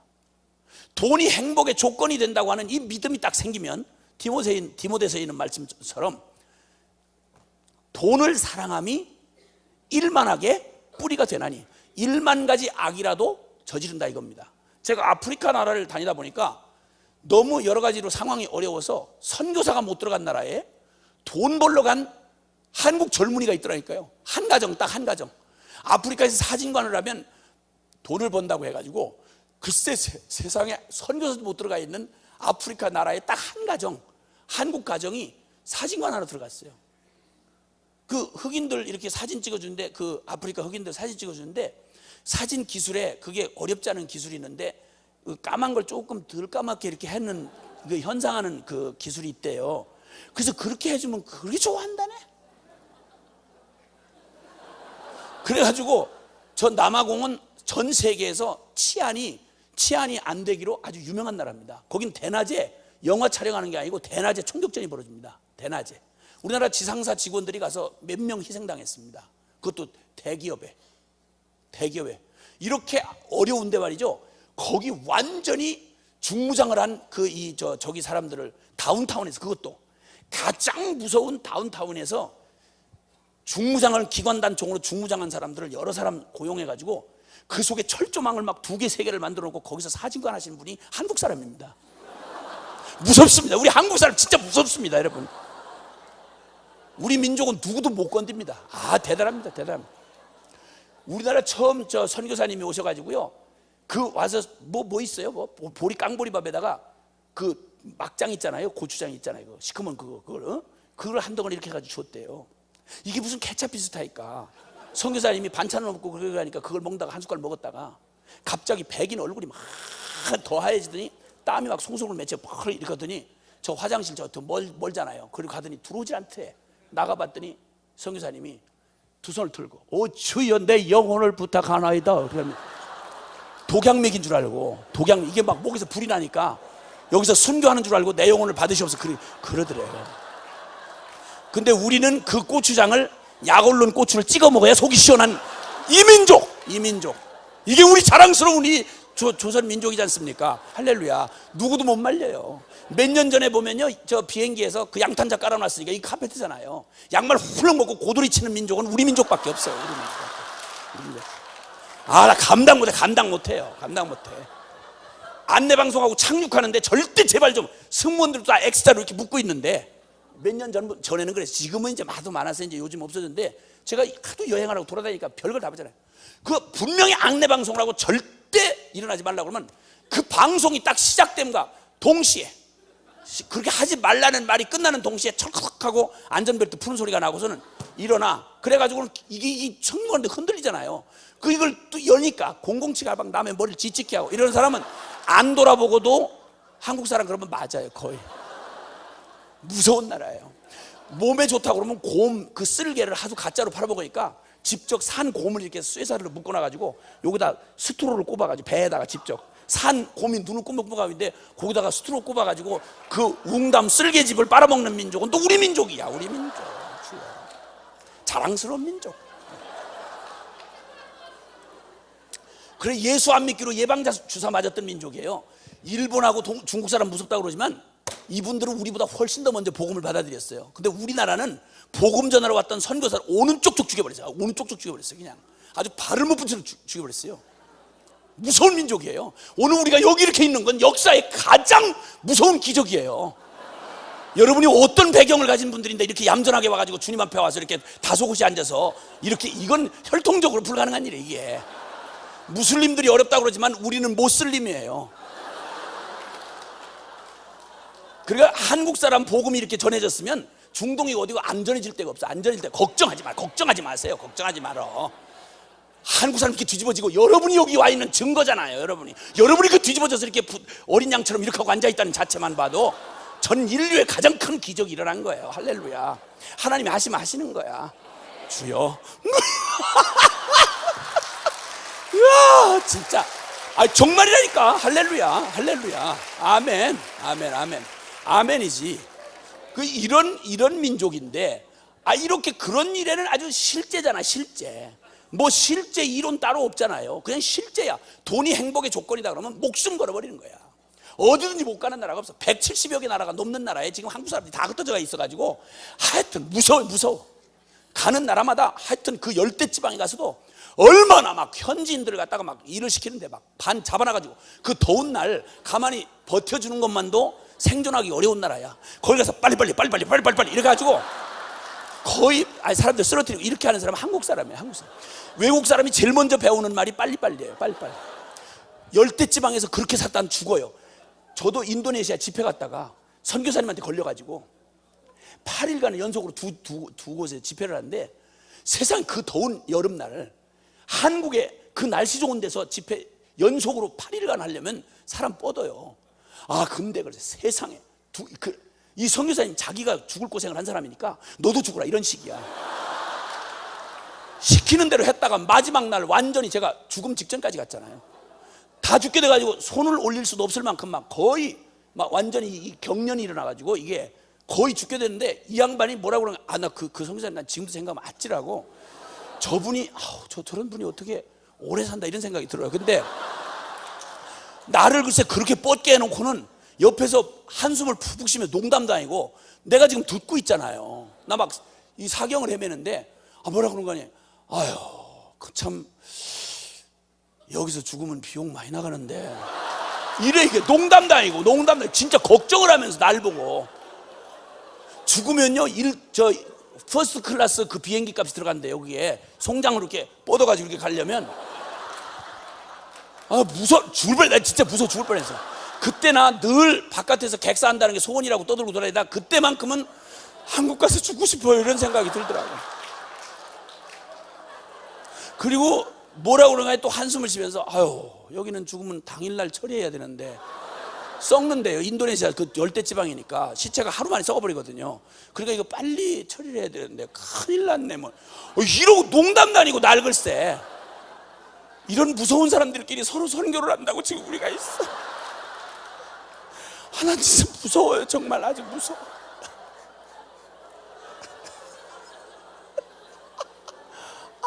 나 진짜 무서워 정말. 그리고 이렇게 악바리것처럼 살아가는 한국 사람들에게 있어서는 자기가 목적이 정확하잖아요. 가치를 인정하잖아요. 사람은 절대 상황이나 환경에 영향을 안 받게 돼 있어요. 자기가 원하는 일, 어떤 가치를 인정한 일, 그 일을 위해서라면 어떤 대가 지불도 하게 돼 있어요. 절대 지치지도 피곤치도 곤비지도 않아요. 사람 자기 마음에 좋아서 하는 일, 자기가 가치를 인정하는 일을 할 때는 절대 지치지 않아요. 그 중에 난 진짜 이해할 수 없는 것 중에 하나가, 여기 전부 다들 좋아하셔서 많이들 하실 텐데 그냥 내 얘기를 들어보셔. 내가 그냥 이해를 못해서 하는 거 궁금해서 그 골프 하시는 거 나 진짜 이해가 안 가요. 국민 여러분 이해해 주시길 바랍니다. 근데 그 땡볕에서 그 돈 주고 그 점잖은 분들 그렇게 하래도 딴 일 그렇게 시키면 막 잡아먹으려고 그럴 거야. 근데 자기가 좋아서 하니까 지치도 곤비치도 않아요. 전도를 만약 한 6시간 해보라고 그랬어요. 그 뭐 18홀인가를 돌려면 막 한 5시간 걸린다면요. 그 그린 넓은 그릴 해놓고 거기다가 글쎄 배추를 갈아 먹으면 얼마나 좋겠어요. 우리나라 땅이 없어요. 산이 70%가 넘어. 거기다 글쎄 그냥 골프장을 여기저기 다 만들어놔가지고 그 푸른 풀밭 기가 막힌 걸 만들어 놓고 거기를 왜 통통 비워두냐 이거야. 그리고 그렇게 그걸 그 홀에다 넣고 싶으면 그러면 홀을 크게 파. 그걸 왜 요만하게 해서, 나 가끔 그거 보다가 나 짜증나 보게. 아니 공이 여기서 여기인데 그걸 막 다리를 바들바들 떨면서 이렇게 해가지고 이걸 신경을 막 어마어마하게 쓰고 이러는. 나 왜 그러는지를 내가 이해가 안 돼서 국민 여러분들 이해해 주세요. 나 진짜 이해가 안 가요. 그리고 그걸 한번 했다고 그러면 스윙을 해서 했으면 이렇게 해서 한번 이렇게 해서 이게 멋있게 한번 쳤으면 그럼 잘 못 치면 여러 번 쳐버려. 근데 한 번 치면 구르마 끌고 또 이렇게 하고 또 이렇게 하고 청성을 떨고. 아니 이 청성을 떨으라고 하면 떨겠어요? 이걸 그냥 그 허구한 날, 아니 시간이 남아 돌아가면 모르는데 그 바쁘시다는 분들이 입만 열었다면 바빠서 새벽기도 못한다. 입만 열었다면 바빠서 수요 예배 안 한다. 나 이 얘기 많이 들었거든 미국에서. 그런데 어떻게 이렇게 시간이 없는 분들이 그렇게도 그 시간이 많이 걸리는 그걸 그렇게 하시는지. 어떤 분 보니까 새벽 기도를 못한다, 수요 예배도 그래서 그 교회는 안 드린다 하던 장로님 집에 가서 내가 잠깐 잤는데 이 양반 거실에다가 이 그린 쪼가리를 이렇게 깔아놓고요, 밤에 오줌 누러 나갔다가 새벽 기도 시간쯤 됐는데 오줌 누러 돌아오더니 거기 거실에서 미친 사람처럼 밤에 무서워 죽을 뻔했어. 이러고 앉았더라고. 또 이 능력 이 능력을 뭐라고 말하겠어요. 그러니까 핑계할 수가 없어. 그 모든 일은 다 실제야. 지치지도 피곤치도 아깝지도 않아. 자기가 마음의 가치를 인정하고, 그래서 주님은 말하기를 내 마음은 내 보물 있는 곳에 있느니라. 그러므로 내가 보물로 인정한 어떤 가치를 인정한, 내 인생의 가치를 부여해 줄 거라고, 내 자아 충족을 해줄 거라고 생각되는 어떠한, 그것이 뭐든지 상관없어. 돈이든 명예든 뭐든 딱 이렇게 되면 그것을 얻기 위해서 노력하고 수고하는 일에는 절대 지치지도 피곤치도 아깝지도 곤비지도 아니하고 독수리에 날개치며 올라간 것 같은 힘이 계속 난다 이겁니다. 맞죠? 이렇게 자연스러운 반응이 나오게 돼 있다 이 말이야. 그런데 왜 유독 진리에 대해서만큼은, 왜 유독 하나님에 대해서만큼은, 왜 유독 천국에 대해서만큼은, 왜 유독 그 거룩한 하나님의 그 축복에 대해서만큼은 그렇게도 실제가 안 되냐 이거예요. 날마다 억지 춘향이로 쥐어짜고 간신히 감동 조금 받았다가 조금 며칠 영빨이 가다가는 또 그대로 또 파를 들고, 이게 도대체 무슨 일 때문에 이렇게 되는지를 원인을 몰라. 그리고 그게 그냥 당연스러운 신앙생활인 양 생각하는 거야. No. 그러면 제가 이렇게 이해할 수 없는, 실제가 되지 않는, 다른 일에는 그렇게도 실제인데, 한번 생각해 보세요. 제가 기도를 동원하고 다니는 사람이잖아요. 그런데 지금 한국교회는 전 세계에 기도하는 교회로 알려져 있어요. 그 얘기는 한 10년 전, 15년 전, 20년 전 얘기예요. 그게 그 소문이 늦게 돌아가지고 전 세계 교회가 한국교회 지금도 그런 줄 알아요. 그 이미 지나간 얘기인데 미안해 죽겠어, 내가 대답할 수가 없어요. 근데 지금 그 기도를 좀 하자 그러면요, 이 반질반질한 한국 교인들이 이제는 기도 잘 안 해요. 그 새벽 기도 아주 이벤트로 간신히 끌고 가요. 이렇게 기도를 지독하게도 안 하는 이 나라가 됐는데, 지금도 말이죠, 지금도 그 기도, 그 제목에 있어서만큼은 절대 기도의 열기가 사라지지 않는, 교파를 초월해야 모든 교회가 그 제목 기도에 대해서만큼은 헤라바라를 할 것도 없이 전 국민 중에서 이 교회가, 전 교회가 초교파적으로 열심을 내는 기도 제목이 있어요. 그게 뭘까?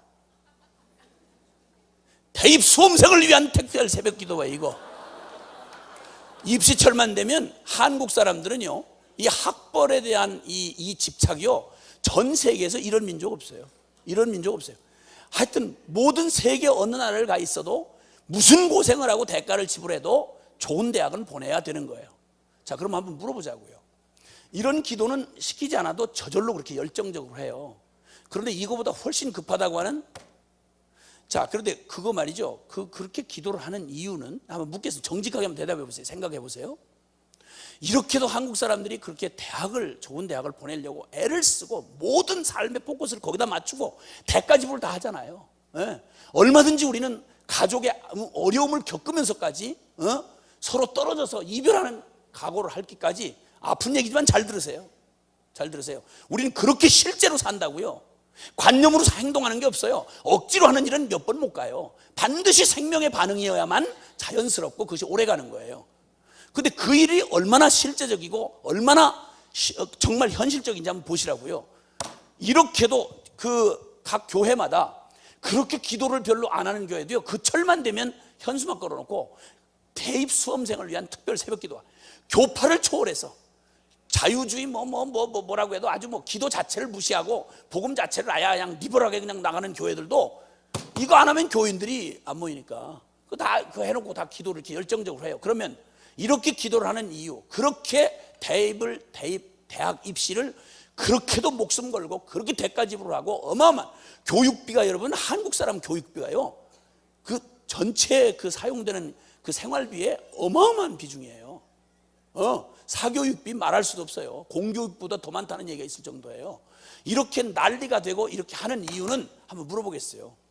대학을 들어가야 팔자가 고쳐지니까, 쉽게 말하면 신분 상승이 되고 밥 먹고 살 거 거리를 만들고 이런 보장된 이런 현실적인 세상에 보장책이 되기 때문에 대학 입시 이렇게 애를 쓰고 그렇게 하려고 할까요? 아니면 숭수학문과 진리를 탐구하기 위하여 대학을 이렇게 보내기를 원할까요? 정직하게 대답해 보세요. 전자야 후자야? 이거라 이 말이에요. 이걸 직시하라 이 말이에요.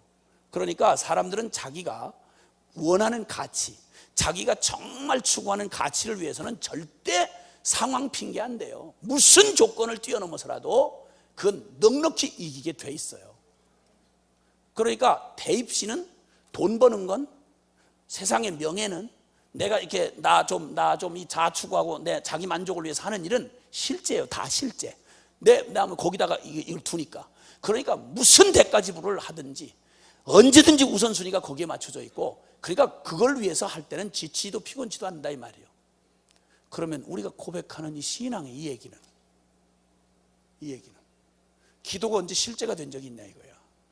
사람 찾아가는 것만큼만 열정적으로 기도를 믿었더라면, 그러면 사람 쫓아다니면서 도움 구하고 여기저기 사람 그저 눈치 봐 살피면서 이러고 돌아다니는 짓 하는 것보다는 주님 이 기도가 실제, 여기 약속된 말대로만 믿었더라면, 그게 실제가 됐더라면 기도를 해라 말을 할 것도 없었겠죠. 그렇죠?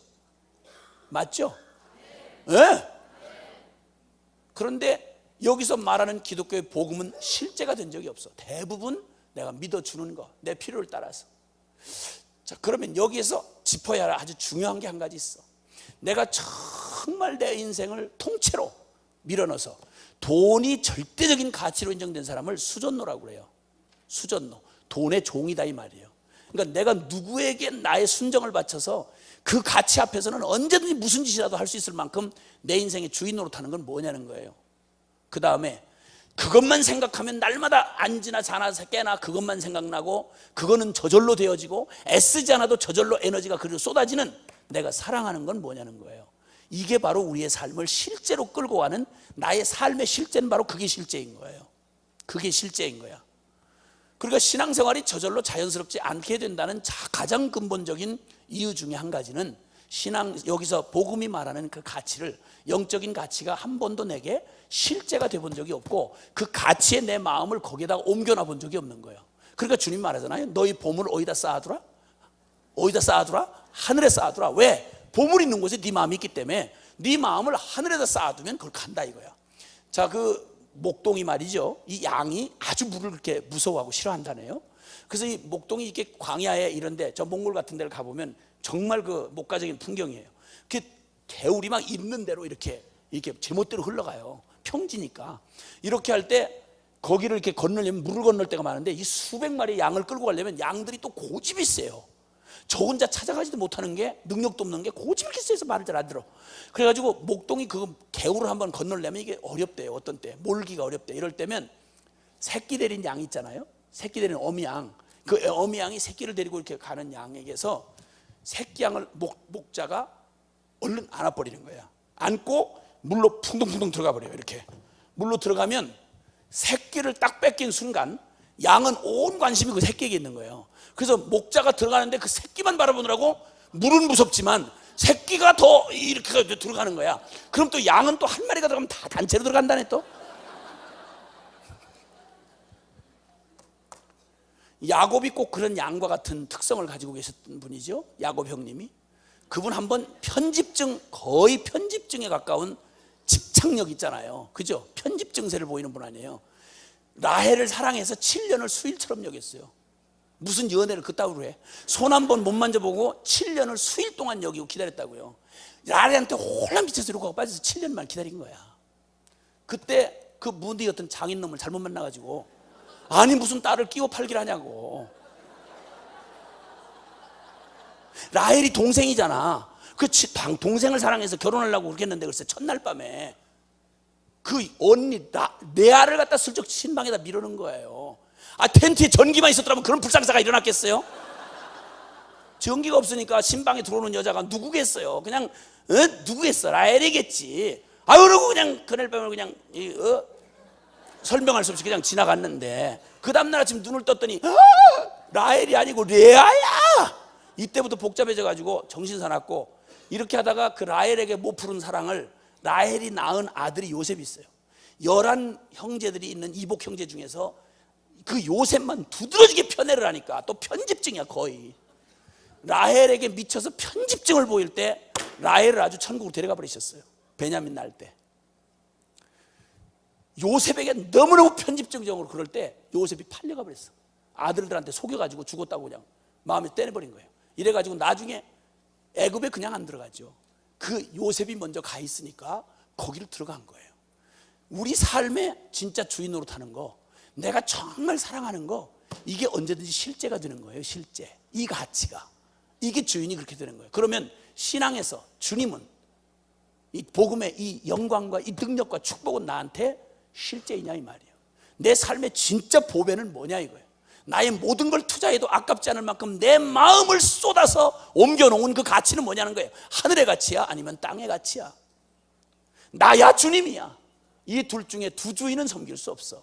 이것이 결론이 나지 않으면 안 되는 거예요. 자, 그러면 제가 한 가지만 이 주제 앞에, 제가 이해할 수 없는 이 주제 앞에 제가 잠깐 저를 통해서 잠깐 이 주제를 한번 비춰보고 싶어요.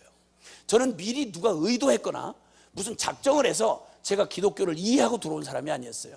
말씀드린 대로 저는 제 과거를 어차피 나흘 안에 다 나올 건데 미리 다 하고서 얘기를 하는 게 훨씬 쉬워요. 피차에 시험이 안 들고.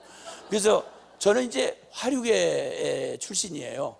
우리 민족 술 중흥의 역사적 사명을 띠고 이 땅에 오신 우리 부친께서 말로 하자면 고급 잘 나가는 술집을 하셨어요. 제가 술집을 한 게 아니라 우리 아버지가 술집을 했다는 걸 여러분 생각하세요. 이 주범하고 공범의 차이는 큰 거거든요. 그래서 제가 술집을 경영한 게 아니고 우리 아버지가 술집을 했어요. 그래서 아주 잘 나가는 기생 누나들을 10수명씩 두고, 거기는 고관 대작들이 들어오시는 집이죠. 그래서 뭐 국회의원 나리 정도, 경찰서장님 정도, 교장 선생님 정도 돼야 들어오세요. 딴 사람은 얼찐얼찐하지도 못해요. 가끔 교감 선생님이 가끔 오실 수 있었어요. 그래서 저는 어렸을 때부터 미성년자 출입 금지 구역인 그곳을 주인집 아들이라는 특권으로 프리로 드나들었어요. 그래서 저는 인생론을 철학 시간에 배운 게 아니고 아야 그때부터 배웠어요. 아하, 사람이란 낮과 밤이 저렇게 다르구나. 애국을 입에다 달고 살고 점잔을 그냥 아주 뭐 생명처럼 이렇게 품위 유지를 하고 다니시던 분들이 저녁낮을 딱 되면 딸 같은 계집아이들 끼고 무슨 짓을 하는지를 제가 어렸을 때부터 보고 자랐다 이 말이야. 그러니까 난 지금도 누가 명함을 주고 이렇게 인사를 나누려고 하면 그냥 내가 의도한 건 아닌데 쓱 지나가는 생각이 그냥 지나가요. 지나가는데 이 양반 또 혼자 있을 때는 무슨 짓 하실까.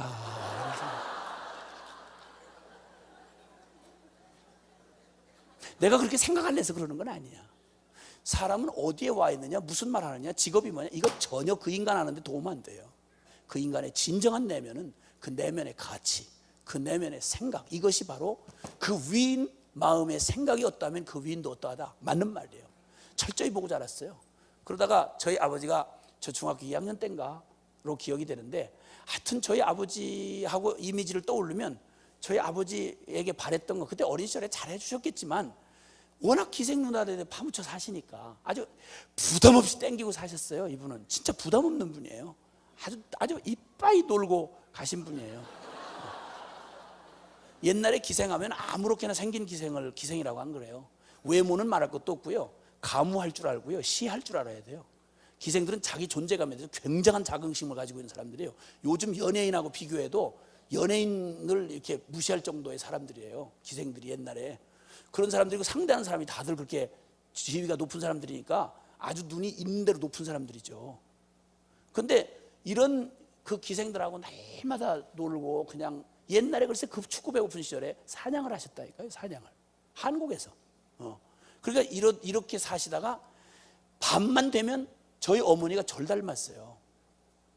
그러니 그런 기생 누나들하고 살다가 가끔 가다 한 번씩 들어와서 절 닮은 어머니를 보니 무슨 감동이 오겠어요. 한마디로 짜증나는 거지. 이러면 밤 12시 5분 전부터 시작해서 새벽 4시, 5시까지 술을 고스란히 깰 때까지 있는 대로 주정을 하는데요. 나는 김정일이 안 무서운 사람이에요. 그 바쁜 분이 나를 개인지도 하겠어. 개인 관리 못 하잖아요. 우리 아버지가 딱 한 번 주정이 시작되면 4시간, 5시간 잠이 가장 쏟아지는 시간에 죽음을 왔다 갔다 해야 돼요. 여차직하면 불을 막 싸지려고 하고, 사냥총에다가 사냥 엽탄화를 장전해가지고 이 허망한 세상 죽자고 이마에다가 이렇게 총구를 갖다 대고 안전핀 풀고 이렇게 하고 방아쇠에다 손을 대고 이렇게 흔들면, 이건 쐈다면 그냥 이건 실수고 뭐고 이거 없잖아요. 그러니까 그냥 총구에 매달려가지고 아버지 용서하세요, 잘못했어요, 뭔지 모르지만 잘못했어요, 이렇게 해서 회개할 제목도 없는데 회개하는 연습을 했으니 얼마나 예수 믿는 일에 도움이 많이 됐겠어요. 이러던 아버지 늘 소원이 뭐냐면, 우리 아버지 언제 저거 숨 끊어지나, 이게 소망이었어요. 소원. 너무 무서우니까. 발자국 소리만 들으면 우리 어머니는 배탈을 해요. 설사를 해. 얼마나 무서운지. 그러던 아버지가 완전히 비명횡사로 돌아가셨는데, 비참하게 돌아가시는데 어떻게 그 재산들을 어떻게 처리했는지 알거지를 만들어 놓고 저희를 뒷골목에다 처박아 놓고, 주민등록도 없이 사는 사람들이 모여있는 뒷골목에 처박아 놓고 아주 부담 없이 돌아가셨어요. 이때부터 산다는 일이 그렇게도 처절한 현실일 줄 몰랐죠.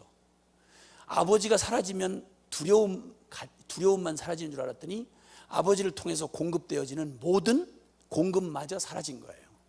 이때 아버지의 그런 비참한 죽음과 함께 저는 중학교 2학년 중퇴가 저의 공식 학력의 전부입니다. 지금도 마찬가지고요. 그러니까 강사 선정에 막대한 실수를 하신 겁니다. 그러니까 저는 정식 라이센스라고 하나 있는 건 일종 보통 운전면허증 그거 하나, 이게 확실하게 있는 건 그거 하나야. 아는 건 예수님밖에 없고. 이런 비참한 놈이 그 기가 막힌 순간에 아버지 잃고 과부 어머니 돈 벌 줄 알아야지.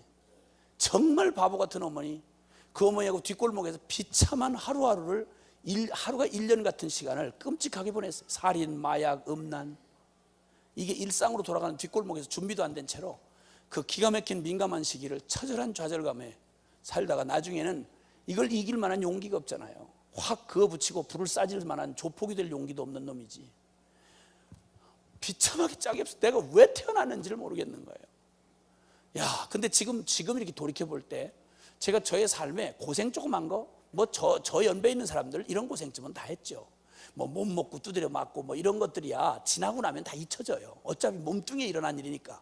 근데 그때를 회상해서 나에게 가장 고통스러운 거 하나를 꼽으라면 다른 게 아니고요, 다른 고생은 지금이라도 할 수 있어요. 근데 한 가지 가장 끔찍한 저의 그때의 경험을 얘기하라면, 제가 누구 부를 대상이 없었던 거예요. 여러분 생각해 보세요. 여러분 미국에 혼자 딱 떨어졌는데 아무도 아는 사람이 없고 누구를 부를 사람이 없다고 생각을 해보세요. 얼마나 끔찍한가. 내가 이 기가 막힌 절망의 터널을 지나는 동안에 내가 누구한테 날 좀 도와줘요, 날 좀 도와줘요, 날 좀 도와줘요, 이렇게 부를 대상이 없는 거예요. 내가 누구 신의 이름을 아나, 내가 들어를 봤나, 복음을 들어를 봤나, 부를 대상이 없는 거예요. 이렇게 끔찍하고 비참할 수가 없더라고요. 그 기가 막힌 시간을 지나면서 저의 비참한 삶이 꼭 썩은 쓰레기통에 엎어진, 시궁창에 엎어진 것 같은 그런 저의 삶의 용기가 두려워서 이 세상을 맞이할 수가 없고 나를 미워서 견딜 수가 없는 거예요. 그래서 제가 예수님 만나기 직전에 자학증에 시달리는 불쌍한 청년이었습니다. 이 병신 같은 왜 태어나서 죽지도 못하고 이 짓 하나, 자살도 모질질 못해 성공을 못하고 이 비참한 지경에 살았다는 느낌이 들지 않던 어느 날, 내가 부를 수도 찾을 수도 없던 한 분이 내 인생에 더 내려갈 밑바닥이 없는 그때에 가장 실패했을 그때 날 찾아와서 누군가 날 일으켜 주신 거예요. 형상으로 말하자면 그때 그분이 나한테 들려준 건 굉장한 신학적인 얘기가 아니고요, 여기 현란한 성경 지식이 아니고 하나님의 참 특별한 섭리로 피할 수가 없이 저를 교회로 몰아넣으시고 이 복음을 듣게 하셨어요. 근데 아주 단순한 요한복음 3장 16절이 내게 이렇게 의미가 전달이 되더라고요. 하나님이 세상을 이처럼 사랑하사 독생자를 주셨으니 이는 저를 믿는 자마다 멸망치 않고 영생을 얻게 하려 하심이라. 이 말이, 이 단순한 구절이 제게는 어떻게 해석되어 오는 거 아니? 여러분 생각해 보세요. 조물주라고 하는 신이 있는데, 그 우주가 감당 못할 신이 있는데, 이 신이 피조물 중에 가장 실패작, 제일 찌끄러기 같은 놈, 쓰레기 같은 놈, 그걸 사랑하다 이 피조물에 미쳐서 자신의 하나밖에 없는 아들을 내준 미친 신의 사랑의 얘기, 픽션 소설로 들어본 적 있으세요? 나는 이런 주제를 들어본 적도 없고 이게 나한테 개인적으로 이게 깨달아지는데, 이 단순한 말씀이 내 안에 깨달아지는데 성령께서 믿게 하셨겠죠? 이 사실이 간단하게 이렇게 말하는 것이었습니다. 내가 널 사랑한다. 나는 이거 우리 부모한테서도 문장으로 들어본 적이 없어요. 저희 집안 배경 말씀드렸지만 저희 부모로부터도 이런 느끼한 얘기를 들어본 적이 없어요. 저희 어머니도 양반 가운데 토막이라는 충청도 부여 태생이에요. 그런데 어떻게 험한 남편을 만나서 그렇게 입이 험해졌는지, 자식이 나한테 보통 하는 말이 다 욕이에요. 보통 기분 좋을 때 하는 말이 이엠병할 놈, 그래요. 나 그거 좋은 말인 줄 알았어. 전염병 걸려 죽을 놈이라 이런 말이야. 그리고 조금 열받으면 육실할 놈이래. 나 그거 좋은 말인 줄 알았어. 나중에 사전을 찾아봤더니 6토막 내서 죽이는 걸 육시하다 그래. 보통 때 그러니까. 근데 내가 어렸을 때 너무 귀여웠었대요. 아니 어렸을 때 그때 아주 내가 너무 오동통통통 살이 이쁘게 잘 먹고 살았으니까. 우리 제 연배에 있던 사람들은 그때 살 붙은 사람이 거의 없었잖아요. 근데 아주 얼마나 살이 막 아주 통통한지 아주 탱탱한지 소세지처럼 탱탱해가지고 아주 이렇게 하면 터질 것 같고 아주 깨물어주고 싶을 만큼 내가 그렇게 이뻤대네.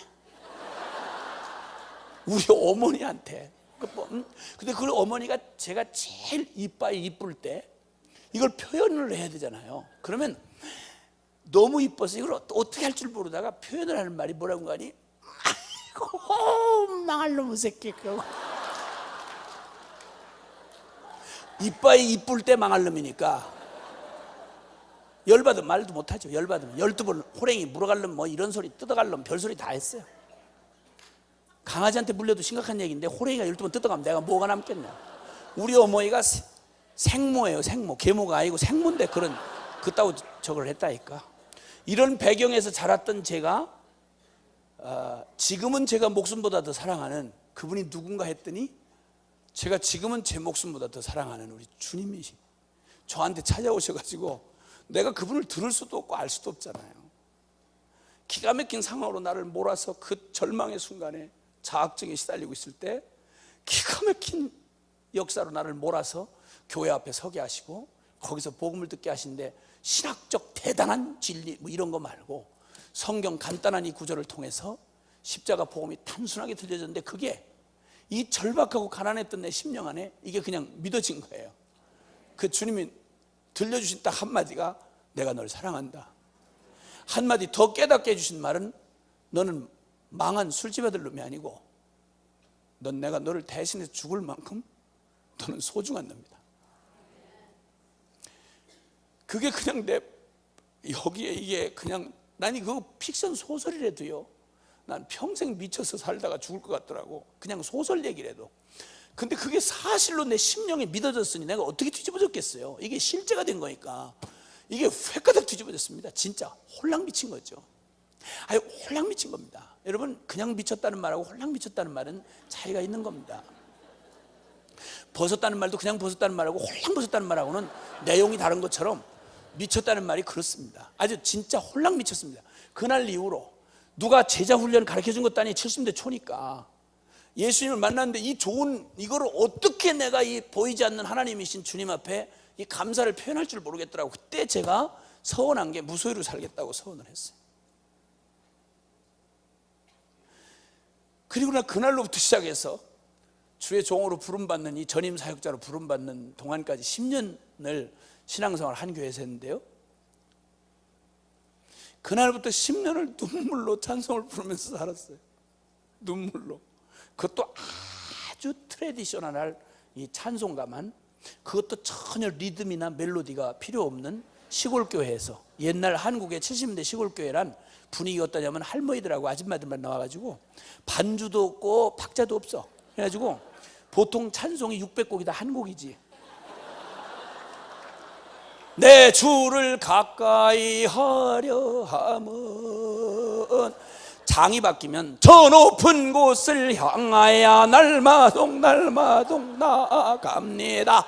이제 이렇게 부르는 찬송, 거기에 노인네들 틈에 껴가지고, 아줌마들 틈에 껴가지고 젊은 놈이 거기 껴가지고 찬송을 부르는데 멜로디 없어도 좋고 리듬이 없어도 좋은데 난 무슨 노래가, 이런 노래가 다 있어. 나는 기생 누나들이 가르쳐준 구세여라 금수나 신라의 달밤 이런 거밖에 모르던 놈인데 어떻게 무슨 가사 이런 게 다 있냐고. 10년을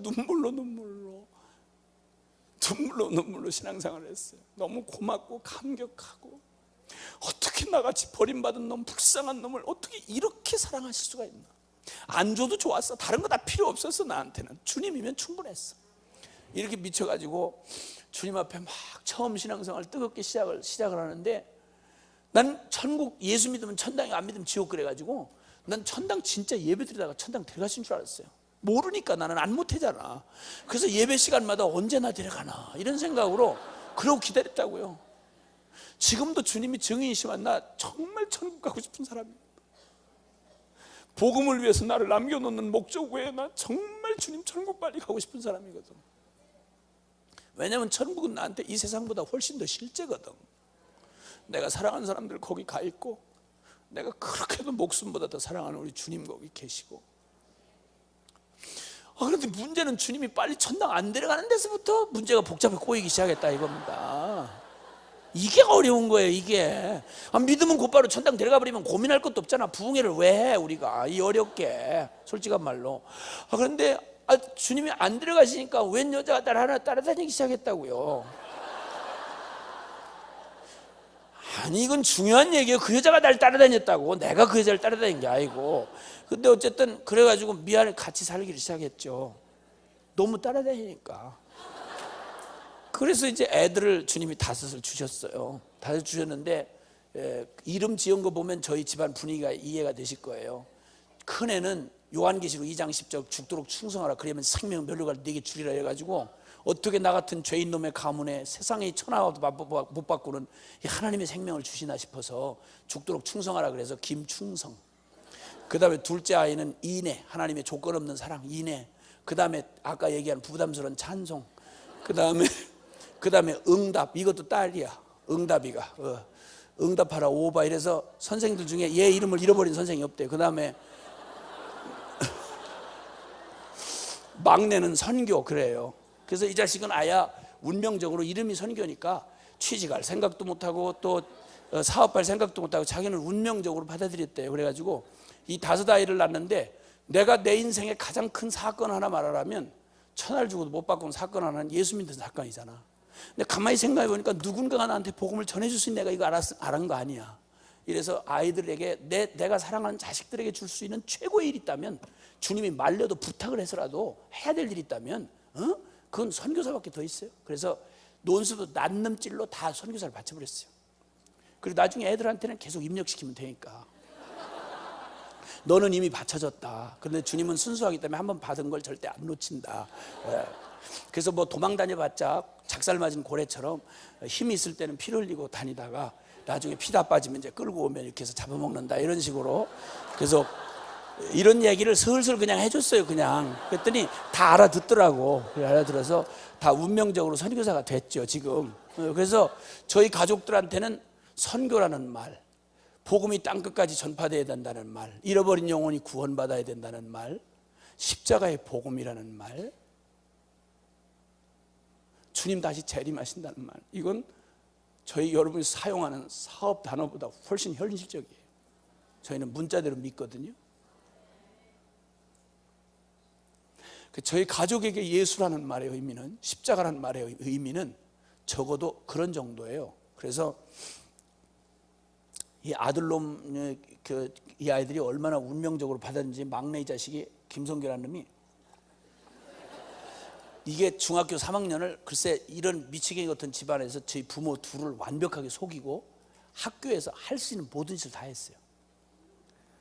모태신앙들만 다 데려다가, 그것도 상위권 안에 10위권 안에 드는 애들 모태신앙만 다 불러다가, 너네 나중에 이 학교 중학교 마치고 나면 너희가 이제 죄를 질 수가 없다. 그러니까 이때 빨리 져야 된다. 이러고는 애들을 다 데리고 다니면서 별짓을 다 하고 돌아다녔대 이 자식이. 글쎄 나중에 그걸 우리 몰랐잖아요. 한꺼번에 와 황당하게 짝이 없고.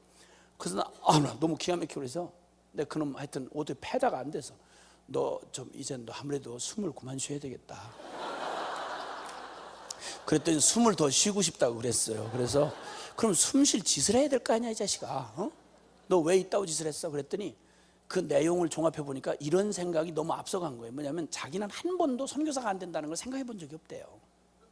그럼 너 그 말하고 지금 이따위 짓을 한 거하고 어떻게 그게 맞는 말이냐 그랬더니, 맞는데 어떻게 맞냐 그랬더니, 자기는 어차피 선교사가 될 수밖에 없는 운명이기 때문에 나중에 선교사가 된 다음에 타락을 하면 얼마나 많은 영혼을 다치겠냐 이거야. 그러니까 빨리 타락하고 회개를 한 다음에 선교사가 돼야 된대. 이래서 깊이 생각한 나머지 그렇게 타락을 했대네. 나 이런 무대 같은 놈하고 같이 살아요 저희는. 하여튼 그래가지고는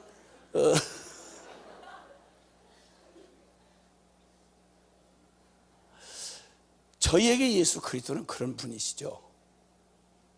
제가 몇 년 전 제 아들이, 큰아들이 웩이라고 하는 선교단체에 소속해서 1차 한텀 사역을 서부 아프리카 기니비사우라는 나라에서 사역을 했습니다. 지금은 이제 러시아 체첸으로 두 번째 텀을 하고 갔는데, 거기 가기 전 중간 때 아프리카 마치고 들어와서 저희 아이들이 다 일찍 외국에 나가 있어가지고 한 자리에 있기가 쉽질 않아요.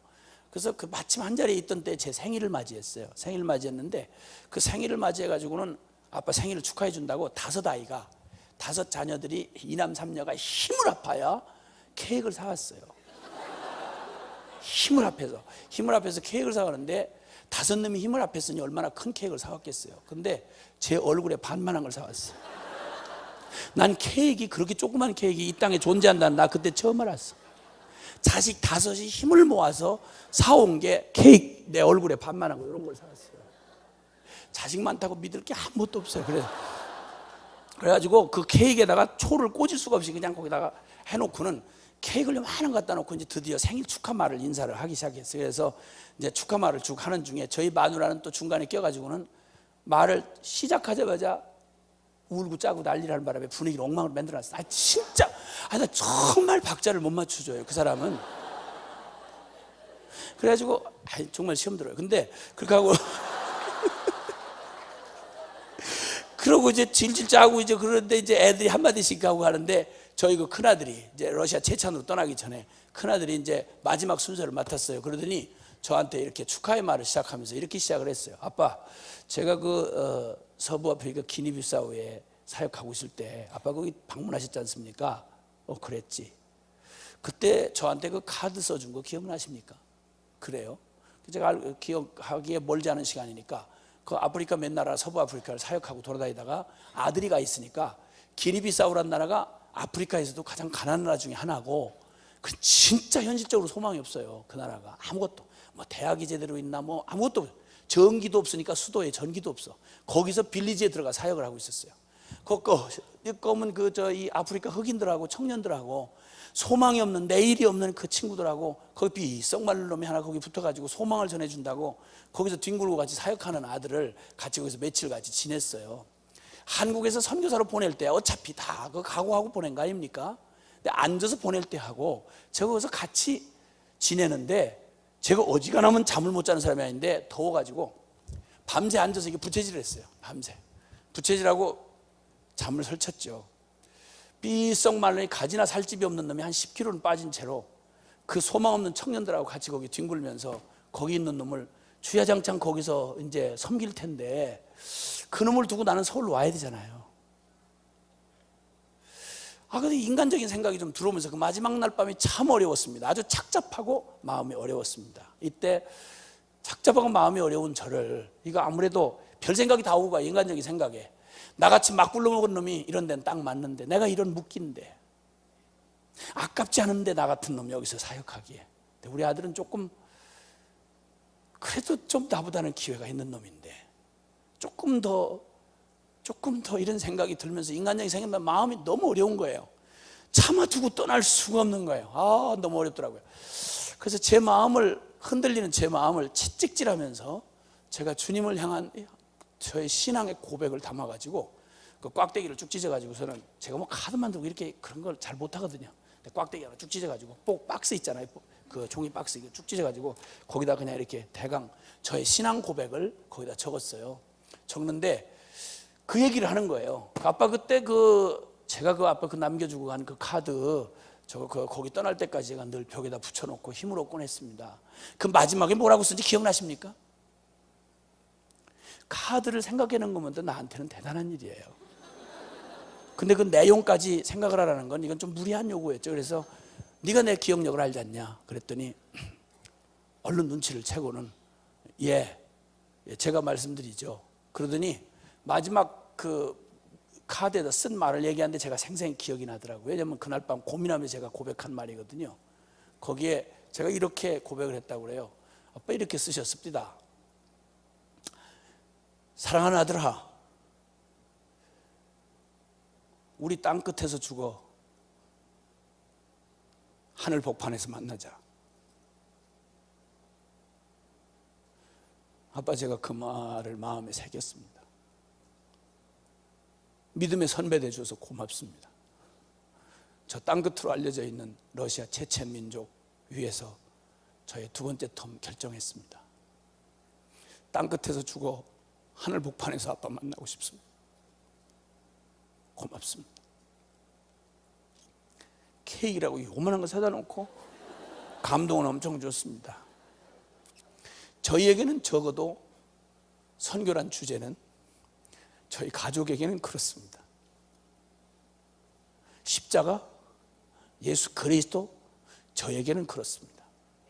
여러분에게 묻고 싶습니다. 여러분에게 예수 그리스도는, 여러분에게 십자가는, 여러분에게 선교는 도대체 어떤 비중이신지를 묻고 싶습니다. 왜냐하면 피해갈 수 있는 주제가 아니거든요. 내 삶을 실제로 움직이는 나의 주인은 무엇인가? 그리고 내가 자나깨나 앉아서 의식하지 않아도 저절로 그 생각나고 그것만 생각하면 힘이 솟는, 내가 진정 내 마음 다해 전심으로 사랑하는 그건 뭔가? 여러분, 이거 살피지 않는 한 나에게 실제가 되는 건 언제든지 내 마음의 보물자리를 차지하고 있는 이게 바로 실제지, 다른 건 상대적인 게 될 수밖에 없어요. 오늘 주님 앞에 하늘나라는 밭에 감추인 보화를 발견한 어떤 농부와 같다. 여러분, 주님의 이 신앙이 실제가 되는 일, 생명의 실체가 되는 일은 바로 우리의 마음 중심에 달려있는데, 성령께서 바로 이 일을 위해서 저와 여러분에게 이 진리가, 이 천국이, 이 예수님이 우리에게 실제가 되기 위하여 성령은 우리의 마음을 다루시는 것입니다. 성령이 수술하셔서 우리의 마음에 주님 아닌 내가 주인 삼았던, 내가 사랑했던 것, 그것 주님 내려놓게 하시고, 두 주인은 있을 수 없어요. 혹시 이 찬송을 아나요? 내가 주인 삼은 모든 건 내려놓고, 이거 혹시 아시나요? 이 찬송을 한번 우리의 고백처럼 한번 불러보고 싶은데, 누구 반주만 간단하게 좀 해줄 수 있나요? 혹시 누가? 가능합니까? 반주 없어도 우리 할 수 있나요? 그러면? 좋아요. 가능하세요? 예, 하시면 좋겠어요. 제가 부르면 부담될 거예요. 내가 주인 삼은 모든 것 내려놓고, 오늘 말씀 생각하시면서 우리에게 주님이 실제가 되는 단 한 가지는, 주인 바뀌지 않으면 안 됩니다. 내가 주인 삼은 모든 것 내려놓고 내 주 대신 주 앞에 나가, 내가 사랑했던 모든 것 내려놓고 주님만 사랑해. 내가 주인 삼는, 내가 주인 삼은 모든 것 내려놓고 내 주 대신 주 앞에 나가, 내가 사랑했던 모든 것 내려놓고 주님만 사랑해. 여러분, 혹시나 여러분의 사랑, 여러분의 주인이 누굽니까? 다시 한번, 내가 주인 삼은, 내가 주인 삼은 모든 것 내려놓고 내 주 대신. 사랑하는 예수님이 내 안에 실제 주님이 되지 않는 이유는 내가 다른 주인이 있는 겁니다. 그분이 나의 사랑의 전부가 될 수 없는 까닭은 내가 마음 빼앗긴 그 무언가가 사랑이 있는 것입니다. 주사랑, 주사랑, 멋진 풍랑에도 깊은 바다처럼 나를 잠잠케 해. 주사랑, 내 영혼에 맞서 그 사랑 위에서. 주사랑, 주사랑, 거친 풍랑에도 깊은 바다처럼 나를 잠잠케 해. 주사랑,